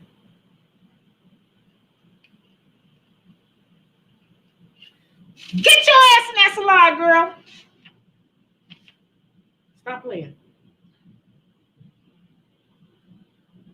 Ooh, this YouTube. I almost said some stuff. Stop being a virgin. Just do it. Have a drink. No, don't have a drink. Have a drink before you go in there and chew some gum. It is nerve-wracking, but you just got to do it. Some things you just got to do. Some things there is no answer, nothing you can read in a book or no video you can watch. You just got to do it. Because dealing with the public is not easy. And I've been in this a long time, and I still run into people that give me problems. And I still run into people that get up under my skin. I still run into people that make me step out of character with them. People still test me every week. Every single week, people test me. I'm just getting better at handling it, but people still test me. Trust me. I feel the same. I'm close to graduation. I'm just in high school and I'm going to work more. You got to go into a salon though. If you all don't get out there, you will never figure it out. Like you will not. You got to just get out there and do it. Like I'm crazy. Like, I don't live in like 4 states and I'm just like a go-getter type person, but you just got to do it. Stop overthinking. Get out your head. Just get out your head and just do it. What's the worst? Start telling yourself what's the worst that can happen. If you have to write in the palm of your hand, what's the worst that can happen? The worst that can happen, you didn't like it, you found another salon. You know how many places I don't work in? Cece don't work in every damn salon in Chicago. We be laughing about that. Because she don't work in literally every salon in Chicago. She had to open her own space. Because nobody was good enough for what she was looking for. I've been telling you shouldn't get your own shit. Because nobody's gonna satisfy you. Some of you all might get along with nobody. It happens. That means you need your own space. But you got to get out there to find out. I'm noticing people will doubt your abilities if your prices are too. Thank you, Ms. Mary Moore. I'm so glad you came back. I'm noticing people will doubt your abilities if your prices are too low. Yeah, I'm apprehensive on raising them. Please help raise them anyway. If your prices are too low, it sends a message. It's no reason why people are paying all this money for Jordans. Jordans are just gym shoes. People paying all this money for Yeezys, right? Yeezy shoes and all that bull crap. My client came in here yesterday. She had some Yeezy slides, and I was laughing at her. I told her it looked like some swimming pool shoes, and she started cracking up. I said, "What they do?" She's like, "You so crazy." I said, "What the hell they look like?" She said, "Oh, Yeezys." I said, "Like fucking swimming pool shoes." And she was like, "You so crazy." I said, "I can't believe y'all buy that crap." And it looked like regular stuff out of any other store. But Yeezy, Kanye convinced people that his brand is superior and he's built a brand for himself. Once you build a brand for yourself, people will buy whatever price you say. The amount of work you put into your brand affects how much you can charge. So if you carry yourself in a way where you're not worth it, people are going to think you're not worth it. Your work can be in, but if you act like you the issue, you the best thing since sliced bread, people will pay you for that because they want to be a part of it. They're really not buying the nails. They're buying into your energy. Because you're infectious at that point. Once you become infectious, anything you sell, people will buy because they're buying into your energy, not necessarily the product. So it goes into your own self-esteem. At the bottom line, I'm going to say it goes into your own self-esteem because branding is about the image you create around something. Branding is about inspiring people to spend money with you. Again, I'm going to say it again. Branding is about inspiring people to spend money with you, not necessarily the product that's with you. When people buy, they're buying from you. They probably could have got it cheap somewhere else. They were buying you because they like your energy. Remember, I said I'm trying not to be wasteful. I'm putting on my Purvette color from MAC. I have so many lipsticks and colors I don't use. I said instead of spending, I got to start using what I have. Remember how that blue color in the last video. I'm really trying to stick with what I say. Consistency is key. Truth. You said you always wonder why nail techs used to ask that. Ask what? I was wondering what you meant by that, Deanna. My director of my school loved the mask I bought from you. Nobody else has it. She's thinking of buying it for the nail students. Yes. You know what's funny? I had to take down all the smocks and the mask for a minute because my supplier said they couldn't ship it out in a timely fashion. They just announced last week that they are back on regular shipping schedule. So everything is back up on the site because I had taken it down for weeks because none of that was available. So it's now available to purchase. I had to take it down because it was just taking entirely too long for stuff to ship. You know I had my way. You tried to smell it. Oh yeah. Struggle is real. He had a horrible sales. You are a horrible salesperson.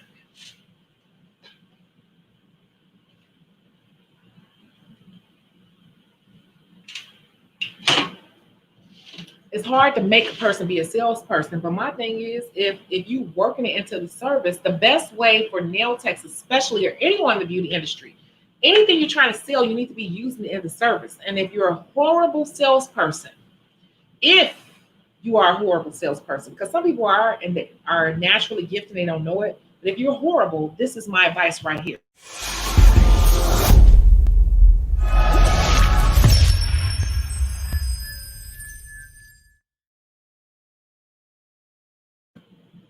The best way to sell something, if you are a horrible salesperson, is to use it in the service and to talk about the benefits while you're using it. Even for a person who does facials, if you sell a pumpkin exfoliating mask, because pumpkin has enzymes in it that break down the skin, so therefore it is an exfoliant. If you're doing a facial, and I know there are people who don't necessarily do nails who watch my videos, so you're doing a facial. I'm now going to apply the pumpkin mask. I'm going to let this sit for a moment because the enzymes in it actually help to break down the dead skin cells to release and show that, let me start over. I'm now going to put on a pumpkin mask. This pumpkin mask actually has enzymes which break down the dead skin cells, which reveals the live skin cells, which can better absorb moisture. And the more moisture your skin has, the more youthful glow your skin has, more elasticity. And so this is a vital part in the process. This is a very popular service that you've chosen, and a lot of my clients, they can't get enough of this stuff. I can't hardly keep it on the shelf. You sell this? See that? You see that?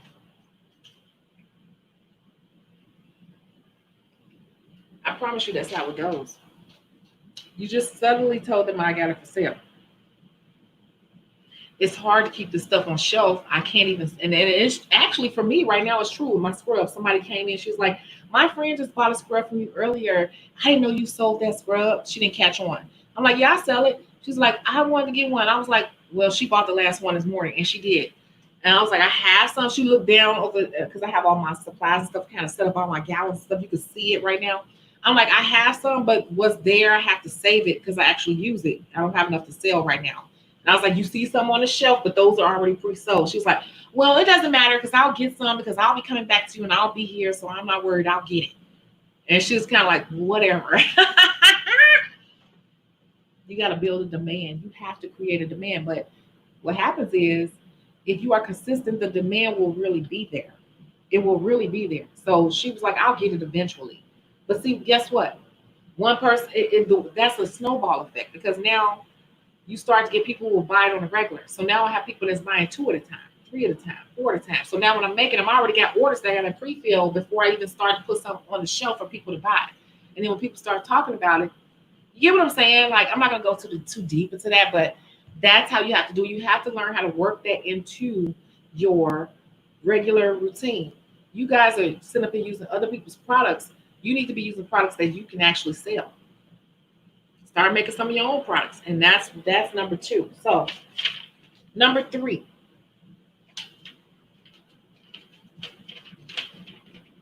I hope you all are enjoying the live. Can you just let me know in the comments? And I'm going to take a quick small break. You notice the The libations be running through me and stuff. So I'll be right back. Right back. I'll be right back.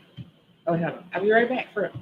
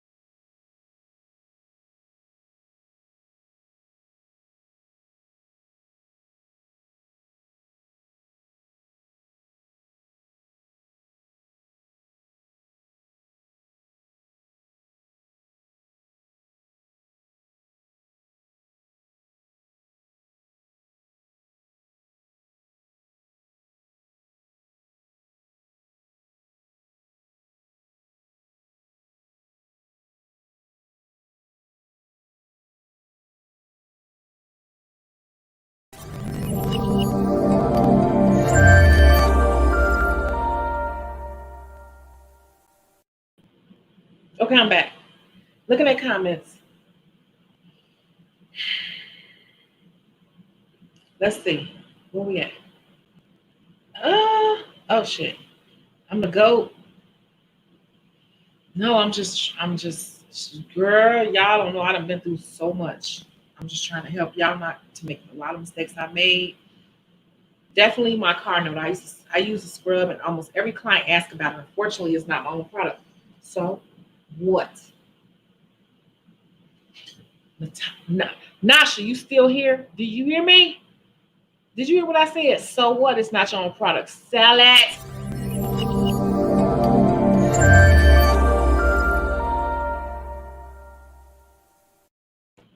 If it come in a gallon packaging and sell it. We want to get in trouble. Sell it.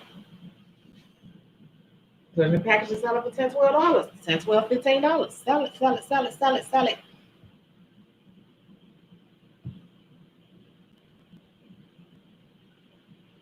Say, hey, you miss me. You love your book. Yay. Good. Okay, I'm still scrolling through comments. Can I give tips on getting hired at a salon? I have a long video about that way back in one of my first kind of videos. I'm going to put it to you like this because to me, that's a whole nother subject and a whole nother video in itself. But I will say is be prepared to ask questions. They interviewing you, you should be interviewing them as well. Think about what you're looking for in a salon and you ask those questions as well. Because a lot of you all are afraid to ask questions on an interview and you're just thinking like, I hope they hire me. I hope they hire me.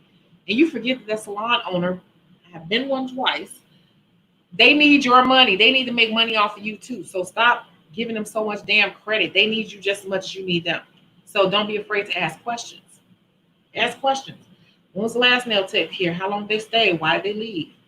Ask about pay. How often do you give raises? What's the clientele like? What are your slow days? What are your busy days? Ask every question you want to know. Don't go in because that's how you end up being a damn salon hop because you ain't ask no damn questions. And a lot of salons ain't a good fit. It's hard to find a salon that's a good fit. Okay? I promise you. It's hard. I work from home and I just got hired at a salon. I went in one day and realized it's not for me. See what I'm saying? I just said that.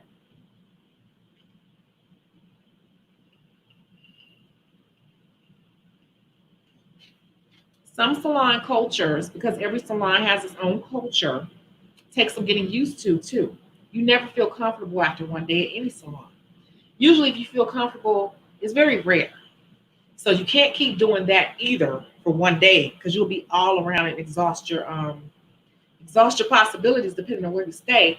But it takes a minute to get to know a salon's culture because every salon has its own culture. I've talked about that in other videos, salon culture. And it's also in the textbook the one I got at least. Raise the prices if you need to and if you're worth it. Be real with yourself if you're worth it.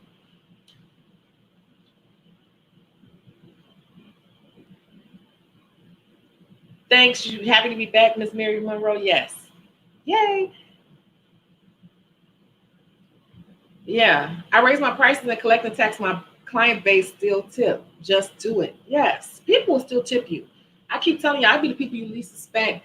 I got people that come in. I got so many different groups of people. I got people that come in regularly on a regular, never tip, but they're regular. I got people that come to me sporadically, spend a whole bunch of money, and I don't see them for a long time. I got people that come in regularly, and I thought initially they would be cheap, but they are my biggest tippers. You just never know. You just never know. I have people that the service is $60 and they give me 80. I have people that I got, and it's so funny. Remember we talked about the girl? I was like, I had a client who, um, for those of you all who watch my channel, so much has happened.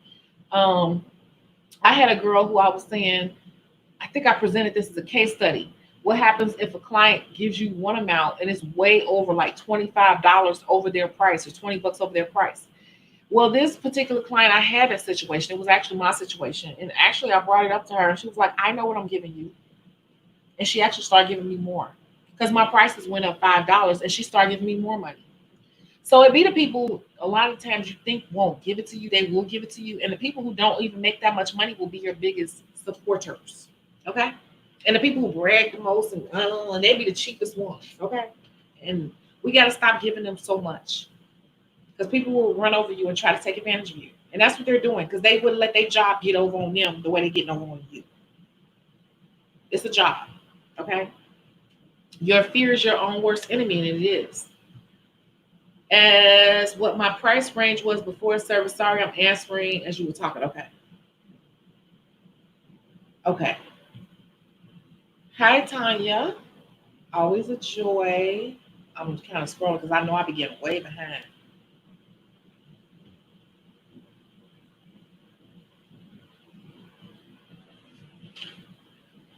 Any tips on building a clientele for a home-based nail tech? Nothing. Just same.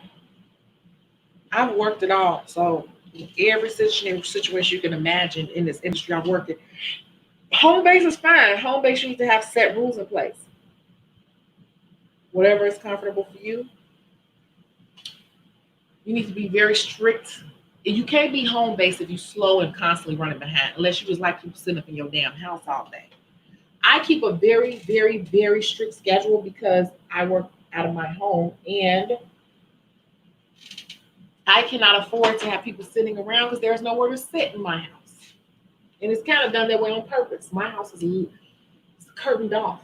My house is literally sectioned off. Half of my places, my business. Literally on my taxes, if they say how much of your business is based out of your home, 50%. I'm just saying if I had to put a number to it, it'd be 50% because literally my apartment is cut in half. Okay. Thank you. Yes, you're doing it. Okay, cool. And a lot of these videos play more than once because I'm gonna tell you why I'm on YouTube. I probably spend about 40 hours a week. That's a lot. I probably spend about 20 hours a week on YouTube though. I sit up and I go to sleep to certain YouTube. I have many YouTube channels that I listen to. I listen to them going to sleep so it gets in my brain subconsciously. If there's something you want to do, play it in your mind subconsciously because believe it or not, it gets in your head and you will start to change the way you look at this because it is a career. I'm 28, so that's a slang term. You dropping gems and you better get on it, honey. Because girl, when I was 28, girl, I'm telling you, you better get on it. I ain't saying you behind, but I'm just saying like, I'm going to go get it. I was 28. I already had a building and was saving up to put down money on my salon. I had tenants and everything. That's how, but I ain't gonna lie to you. My personal life suffered a lot when I was younger because I was so focused. I know how to shut it down and be laser focused. But I'm just saying, like, you can definitely get it. Everything I want in my life, I've gotten so far. You can do whatever you want to do. Ola said, I want to thank you for your advice and your motivation. I'm starting school in August. Yes. And I got so many people coming to me now asking me to teach them do nails. And I think they get mad at me because they think I don't want them to do nails. And I'm like, I had to tell one person there, it's not that I don't want you to do nails. I said, but I can't give you a license. And I'm not really into giving people certifications because certifications don't really mean anything. All it means is that you've got some additional training.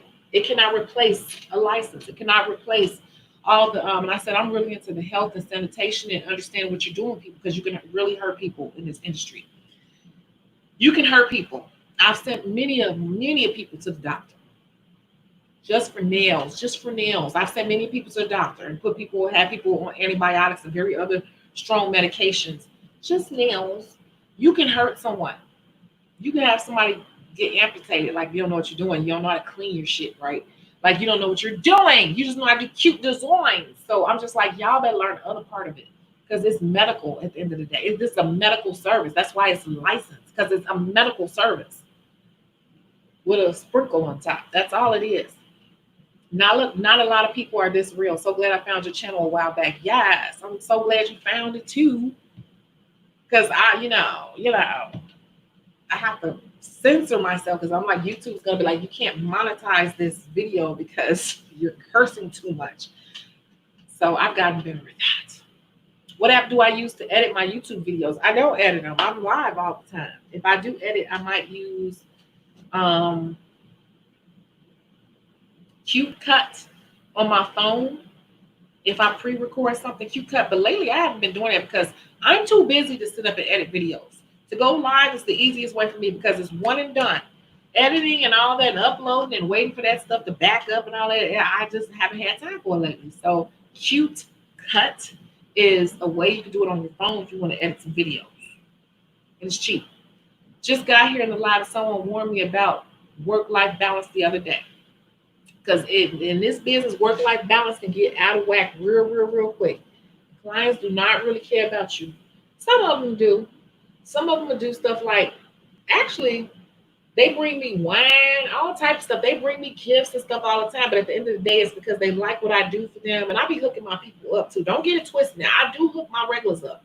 And I know exactly who tips me, who take care of me, who don't. I don't never say nothing, but I always have a mental note of what's going on with who.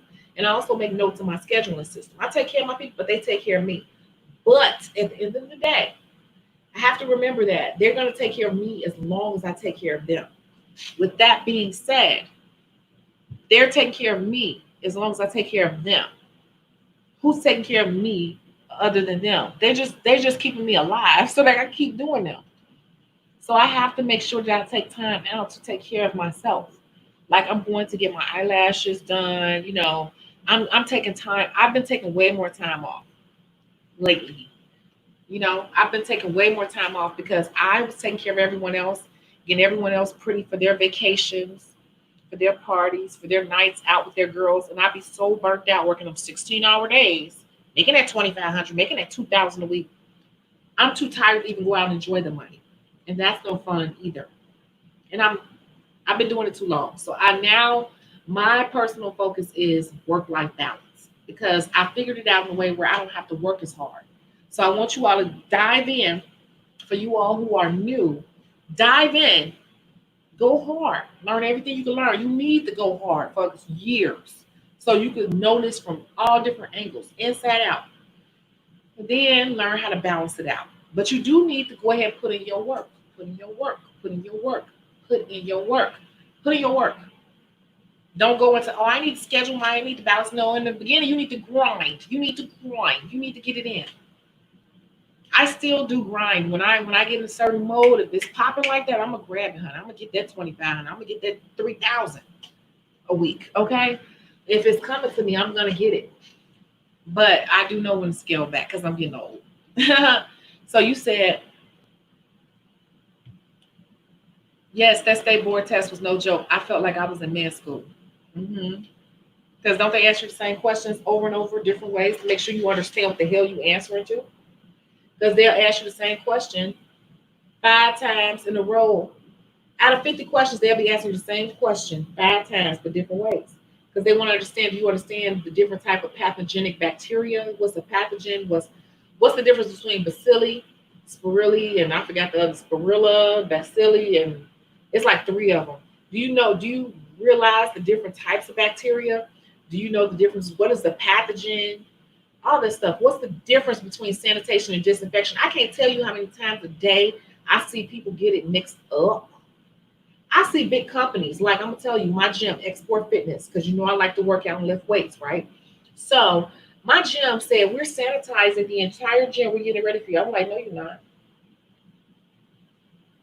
I see so many huge, large companies use the incorrect language. You're not sanitizing the gym, you're disinfecting the gym. And that's what State Board wants to make sure that you understand. Do you understand the difference between sanitation and disinfection? Because people mix it up every damn day. I see it literally online every day. People mixing up disinfection and sanitation. Sanitation is for skin, disinfection is for inanimate objects, objects that are not alive. And people screw that shit up every time. They use the word sanitize all day long. Now you're gonna pay attention to it. People say they sanitize and all types. You cannot sanitize a floor. You can disinfect a floor. You cannot sanitize a floor. I digress. That's what the state board want to make sure you understand. The difference between. Yes, you got to stick with it. Ain't no guess so, or maybe I just got to do it. How can you promote to people outside wearing masks? Social media.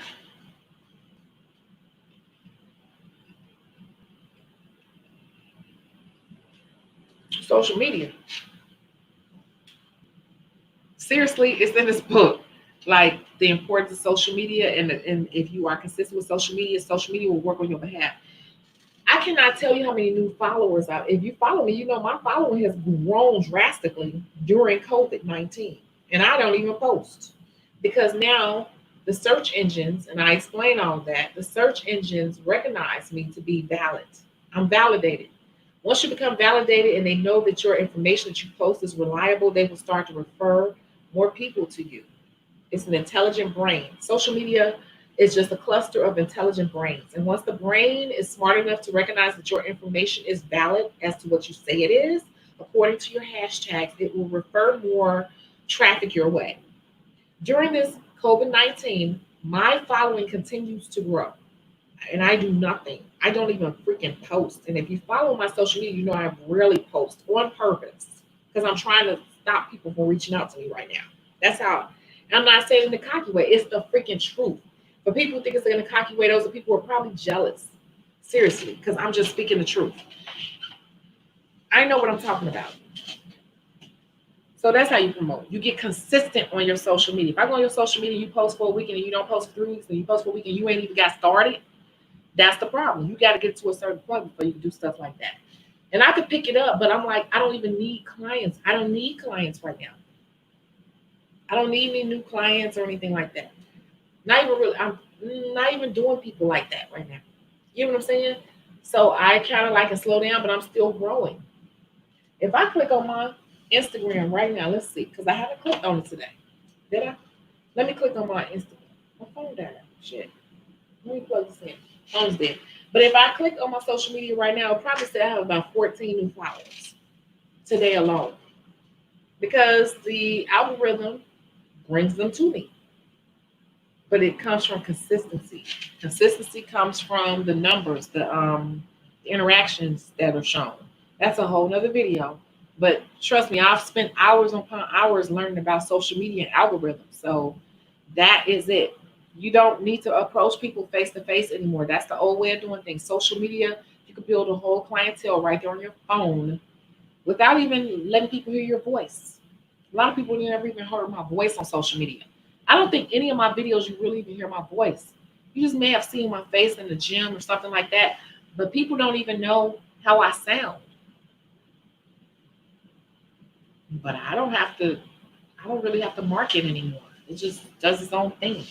So are there any other questions? Because I went over the 4 different types: the hobbyist, the part-time, the full-time, the fake full-time, and I gave 3 bonuses on how to increase your income by upgrading people, stop leaving your prices so flat, getting into some retail, and also, I didn't go into the third thing. I did not go into the third thing. The third thing is you bought the book. My phone is dead, so that's probably why I ain't hit no notification because my phone literally died. I gotta plug it in. You all gotta invest in some ads. Instagram is the place where people go to buy things. Invest in a $10 ad on your best picture. I'll make this really short, $10, and put it for people in your area.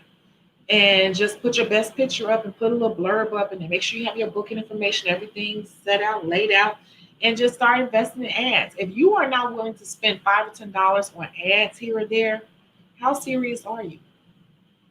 Some people may say, I am serious and I haven't spent any money. Well, hell, try spending some money and see what happens. If you here right now just doing what you're doing, imagine what can happen if you spend $5 or $10 a week just running an ad. Chicago Beauty Source, I've spent up to $1,000 in a month on ads. I spend money to make money. I spend money to make money. I spend money for consultations still with people. I've said that before. I spend money on advertising every month. It's part of my marketing budget.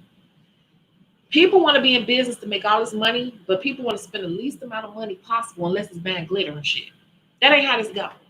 You're going to have to spend money on marketing at some point. And the way social media is made nowadays, especially Instagram, because that's where people go shopping. People shop on Instagram. I question all of my young clients, and all of my young clients, when they think of Instagram, they say, oh, that's why I go to find my hair and my lash people. Matter of fact, I'm getting my lashes done. I'm getting my lashes done on Monday. And I found the lash girl because my client, who's 19 years old, 19, she found a girl on Instagram and I loved her lashes. And she got two clients off of Instagram. See what I'm saying? So Instagram is the place where people go to shop. And I always question my young people because if you want to know about social media, anytime I got young people around me, I'm questioning them. I will sit next to a young person drunk, kicking it at a barbecue, whatever. I'm like, teach me this, teach me that. They be laughing. I'm like, oh, for real. And they think I'm drunk, but I really be like trying to learn about social media because that's how all these young girls that's making $30,000 a month and all that, they understand social media to a T. If you don't understand social media, your life gonna be harder than it need to be, baby. Because the more I learn about social media, is making my life so much easier. And if you want to know who really taught me about social media, put me on map with social media, I'm gonna tell you who did it. Kia, the girl who runs Onesie Nation. Onesie Nation. She's the first girl who started selling the onesies, the little short onesie. How many of you all know about her? Onesie Nation. Akia. I know her personally, very much so. I work for her family, and she's the one. She took me out to dinner one day. She took me out to dinner. This young girl took me out to dinner, and I started asking her, begging her. I ain't gonna lie to you for information, because she was on some 8 years ago.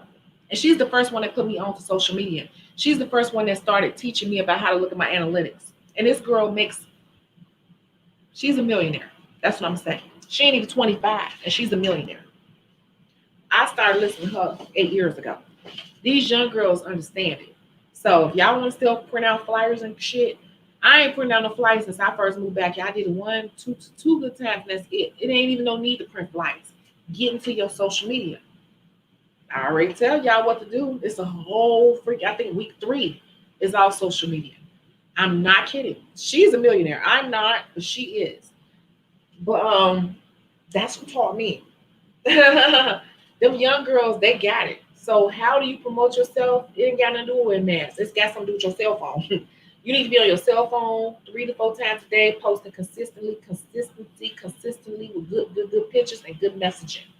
That's it. That's all. Okay, are there any other questions? I'm gonna answer one more question. I'm gonna jump off there because here we go with a 2-hour video again.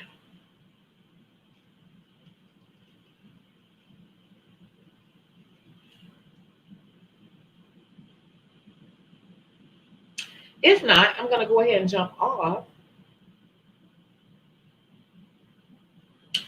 Next time you see me, I might look a little different. I'm gonna see if somebody can point it out. Because I got a very important appointment tomorrow. But does anyone have any other questions?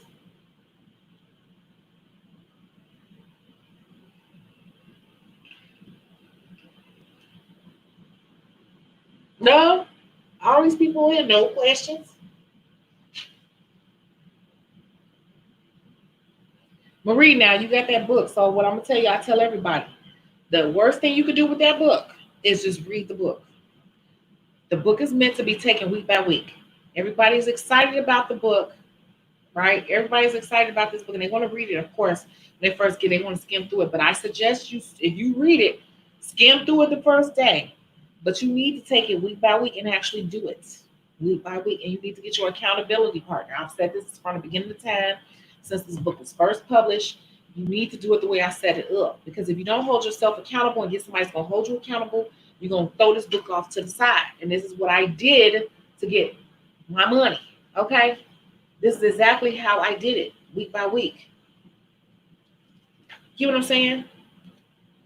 If you just read through it and keep reading through the whole thing, you're not going to absorb it correctly. You need to do it week by week and sit down and think about what you're doing. And you got to sit down and think about how much you want to make. What do those people look like? Understand different types of clients and, what you want to do with the money. That's chapter 4. What you want to do with the money once you get it and stuff like that.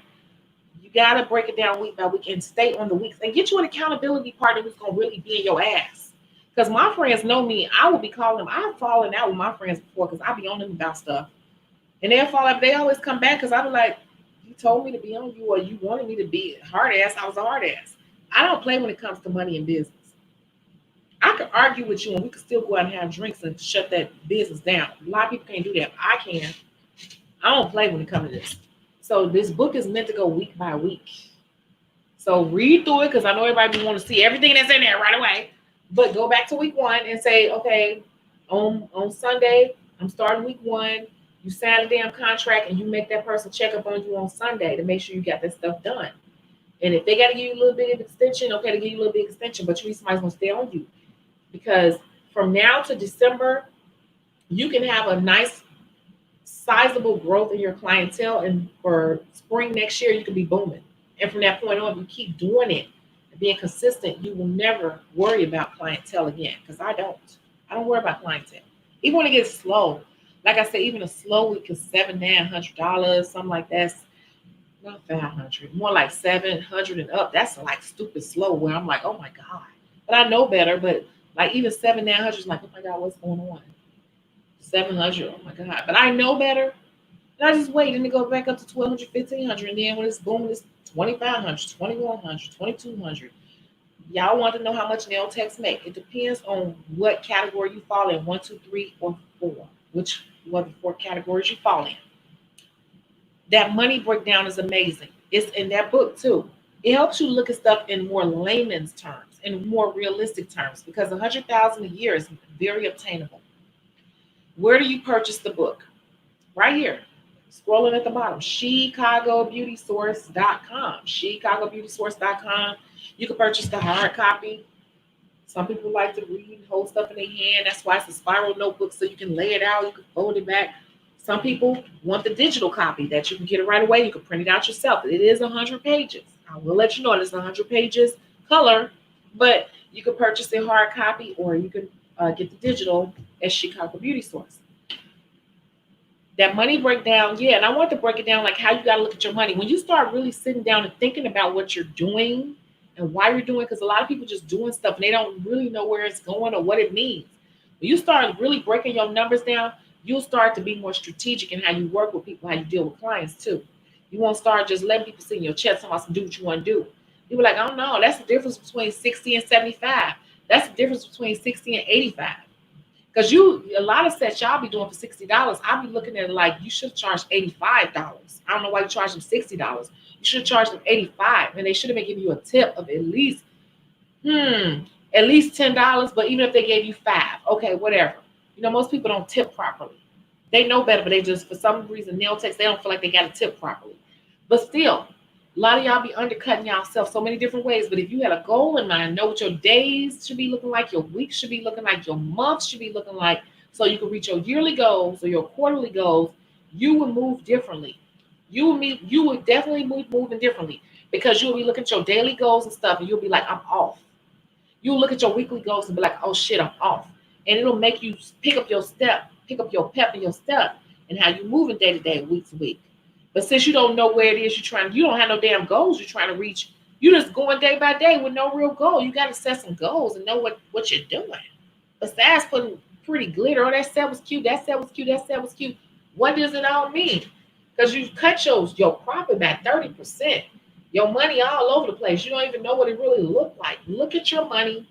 Look at where it is. Look at where it needs to be and adjust. Okay?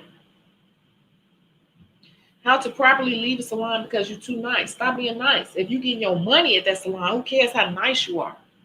It's okay to be nice to your clients. That's who paying you. But the other people, who gives a fuck? Like, who cares? Who cares? Because you're too nice. Ignore them people. I've been plenty of places where people don't like me. I know people don't like me. I don't even care no more. If it don't affect my money, I don't even care. I'll be cracking up. I've been in places where people didn't like me because I tell the truth. Because I'm a truth teller. And it cracks me up because I know when I'm getting under people's skin, but they can't say nothing because I be right.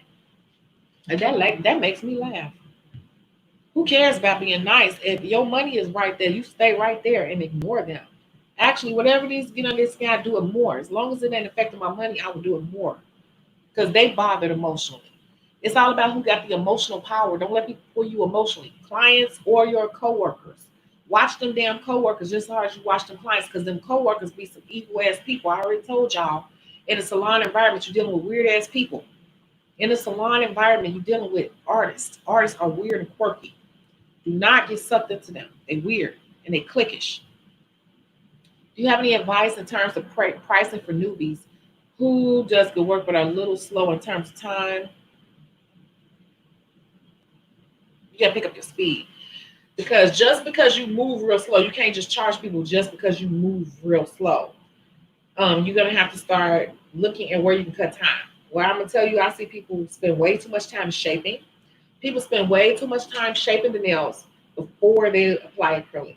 That's the biggest place where people lose time. Also, people need to make sure that they understand how to use their drill properly. People spend too much time on prep work, overly prepping the damn nails. It's so many. I would have to see you work, and I keep saying the same thing. I have to see you work to see where you're losing time. You will not make money, your best money, until you figure out how to get your timing correctly. You can make a lot of money in a little time if you're fast, or you can make a lot of money in a lot of time if you're slow. So if you want to sit there and be working all darn day doing 3 or 4 people, you can. But if you want to cut the time, I would literally have to see how you work. Literally. I would have to see. It could be a lot of different things. Most of the time it's prep work. People spend too much time prepping, or people, let me show you this. I have an acrylic class. A lot of people's acrylic is so off. They spend too much time. Here's the new class, great acrylic every time. People spend too much time with acrylic filing and everything. The post work is it's so many different angles. A lot of people, acrylic is not being laid properly, so they spend too much time filing it back into shape. If you know how to lay acrylic, you should be able to just go back and hit that shape up real quick and tighten that shape back up and buff over it. I hit it with the drill real quick. When I say I hit it with the drill real quick, you will see in the video, I go zzz, zzz, zzz, zzz, like the Asians, zzz, zzz, zzz, and I buff it real quick, just like them. Because proper acrylic application shaves off a lot of time too. So a lot of people lose time in overly prepping the nails. A lot of unnecessary work in prepping and shaping, especially. They be trying to get a perfect shape. I don't understand that. Before they even lay the acrylic, or the acrylic is so off, they have to spend too much time filing the nails afterwards. And in that case, I suggest you get great acrylic every time, because smooth acrylic application shaves off another 30 minutes. If you look at 20 minutes on extra prep work, which I'm noticing most people spend an extra 20 unnecessary minutes on prep work, along with the extra 20 minutes or 30 minutes on, I'm going to say 30 to 40 minutes on just shaping after the acrylic, that's a whole hour you're losing. And a whole hour you lose on each client throughout the day, those are 2 to 3 more clients you could have fit in your day. It's one of those two things. I can guarantee it. Good talk, yes. Preach, yes. Laugh it out loud. Application, yes, man. I'm in such I'm such a truth teller, and people cannot handle me. They love it until I'm keeping it real with them. Exactly, me too. And the corporate environment is the same. Well, that's why I don't do well in corporate, because corporate is a big facade, and I'm not a good player. You have to be a good corporate player and ass kisser to move up in corporate America, and I'm not willing to play the game. So I know what I'm good at, and I'm good at what I do, and I just stick with that. And the same thing with clients too. I don't kiss clients' asses. I don't. And some nail techs do. Some people do. Some people in the beauty industry do. I don't. I just say what it is. I'm not rude, but I do keep it 100 as professional as I can. But I don't kiss ass. And you're not about to be ripping me off and ram me into the ground because you don't want to spend a little extra money to get all this shit you asking for. You want all this, you're gonna pay for all this. I don't say it like this, but I'm just like, well, that's gonna cost more. It takes more time and materials. You want to do it? Let me know. Now I got somebody coming in 20 minutes. Now I gotta keep it moving. Now I will say that. And also a snitch to survive corporate. Oh yeah, I can't do corporate America. I don't really like corporate America. I've tried it so many years. I'm 43. I've tried corporate America so many times, and I cannot. When I keep telling y'all I can go in corporate America right now and make 120, 130 plus bonus, and have an assistant or two or three, I cannot though, because I hate the corporate culture. I cannot get with it. It's fake as hell. And some people thrive in it. I do not. This is where I thrive. I make just as much money. I make more. You know what I'm saying? Like I don't have to, but everybody is not as blessed. But I'm telling you how to work. I'm telling you how to work what you do to your advantage. I'm telling you how to work this business to your advantage. And if you don't believe in this, like a lot of people at the beginning of this video said, I think that's possible. I think it's this. I think I saw a lot of think. They're not sure. That's because you all are not sitting down and running this business. You're not running your business. You letting your clients run you. You don't got this flatline ass pricing. You're not really being focused on staying on some type of schedule. You are not properly sitting down and charging people correctly. You're not selling any retail. You're not setting any daily goals, weekly goals, none of that.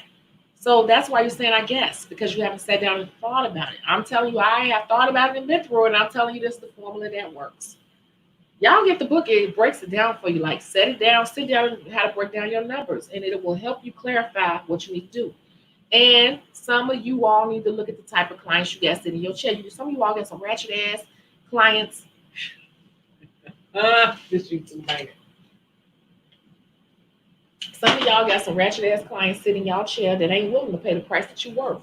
You got some people that's not even willing to pay your worth, and you study running up behind them, and they don't want to pay you no more than $45 for nothing you do. You can get them a little bit of everything you got in your room, in your drawers, and they still don't think they want to pay you more than $45, $50.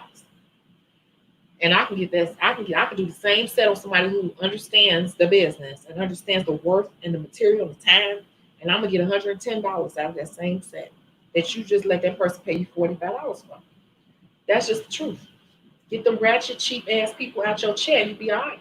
Especially if you're good. Now, I'm gonna get off of him. Because that Wonder Woman cup set me in. So I'm gonna get off. Do you know how to do a perfect manicure class? Do you have a how? It's funny you ask that because one of my clients asked me to she wants to hire me to teach her manicures and pedicures because she's about to start doing facial. She wants to add that on. And I didn't know if people want to do that. I said my next class will be dip. I've been so busy and tired. I haven't had a chance to do anything. I was just looking at my dry erase board like, you are so far behind. But it was dip, and then it was going to be another official no chip, and then mani pedi. But believe it or not, mani pedis you can just do. You can literally set yourself up to be a naturalist, especially people who are vegan. They would love it. Set up a whole vegan type setting where it's just like you have different tiers of a mani pedi, essential mani pedi, emergency mani pedi, 911 mani pedi, and it's all based off of natural goods. Y'all don't understand. Like you can price this shit. People will pay it. I don't have it yet, but there is a way to do the perfect mani pedi. And people think it's so easy. And I think she got mad. She thought I was trying to talk her out of it. But she's like, how much is it going to be? How long is it going to be? And I'm trying to tell her, I said, I can't tell you no price. We texting. And I'm like, I cannot tell you a price because I don't know how good you are. Some people it's natural to do nails. Some people it takes a lot. And she kept going back and forth. Well, I need to know how much it is. And I said, I can't tell you. I need to see. So I finally called her. I said, I need to see, girl. This is how much I charge for a 2-hour class. And whatever you learn in 2 hours, what you learn in 2 hours. I said, some people come in, they get it right away because they already been doing, they already been practicing. I said, but I have some people that come sit in my chair, they can't even hold a file correctly. They can't even file a nail. So I need to see where you are. And she couldn't get that because people who are willing to pay for manicures and stuff, you got to be flawless. You got to be flawless. And that it's got to be long lasting and flawless. And a lot of people can't polish. And I done said that before. A lot of people can't polish. And if you watch my videos, I keep saying the same thing. A lot of people, if you want to know if you know how to polish, grab somebody and try to polish a person's 2 hands, a full set of hands, with red polish. And that's going to teach you if you know how to polish. If you got to keep cleaning up and fixing and cleaning up, you don't know how to polish that good. If you know how to professionally, because there's a such thing as professionally polishing nails, you shouldn't barely be cleaning up. You should just be touching little areas. If you got to constantly clean and drag, polish around, this all stain on the hands, you don't know how to polish nails. You just know how to do acrylic. And there's a difference between a person who can do acrylic and a person who can polish. Because a natural nail tech and an acrylic specialist are 2 different things in this world. But they both can make the same money. So I will keep that on my list to do a manicure class. What I say? I ain't say nothing. Why you laughing? I just be saying what it is. I can't wait till these gyms open back up. I gotta work out. I am getting flabby as hell. Look, I'm losing all type of muscle definition and getting fat. This is not cool. I got to get in it and lift some dang on weights. I got to lift some weights.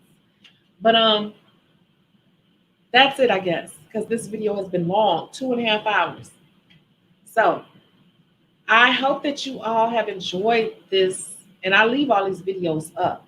So I guess you all know now. If a person wants to know and they click on this video, how much do nail techs make? I guess the question is, it depends on what type of nail tech they are. They can make a little, they can make a lot. They can make some, sometimes they balling out and spending the money frivolously. It depends. There's many different types of nail techs, but we do make money. And what you see on the internet is just what people are reporting. And keep in mind that a lot of people are reporting lower numbers because they don't want to pay taxes on it. And that's just what it is. And yeah, it's just that simple. You're never going to see high numbers in the beauty industry ever because we don't have to report big numbers because there's really nobody to monitor how much we make on a daily basis. Nobody really knows. It's up to us to how much we report. We report what we want to report, and most of us are going to report lower because we're a cash-based business. And that is why a lot of people don't want to give loans and things to cash-based, self-employed people. And that is why I suggest, and it's in the book, that people put themselves on payroll because they know that we do this and they can't tell exactly where we stand financially. Okay? Something to think about. So, what do I think about the Russian manicure? I don't know. I just know a manicure and a spa manicure. I don't even know what the Russian manicure is. I've worked with them before, and we all did the same damn manicure. Super neat, super polished, cut all the darn cuticles out, make them like perfect, make the hands look perfect. Is that a Russian manicure? I don't know. But I can do it all. I can go do a full set with all that crap on there, or I can come back down and put on my white uniform and do the nails right along with the Russian women. Either or. I'm going to make money either way. So I catch you all in the next video. Thank you so much for staying on with me. I really, really appreciate it. I know my videos get super long.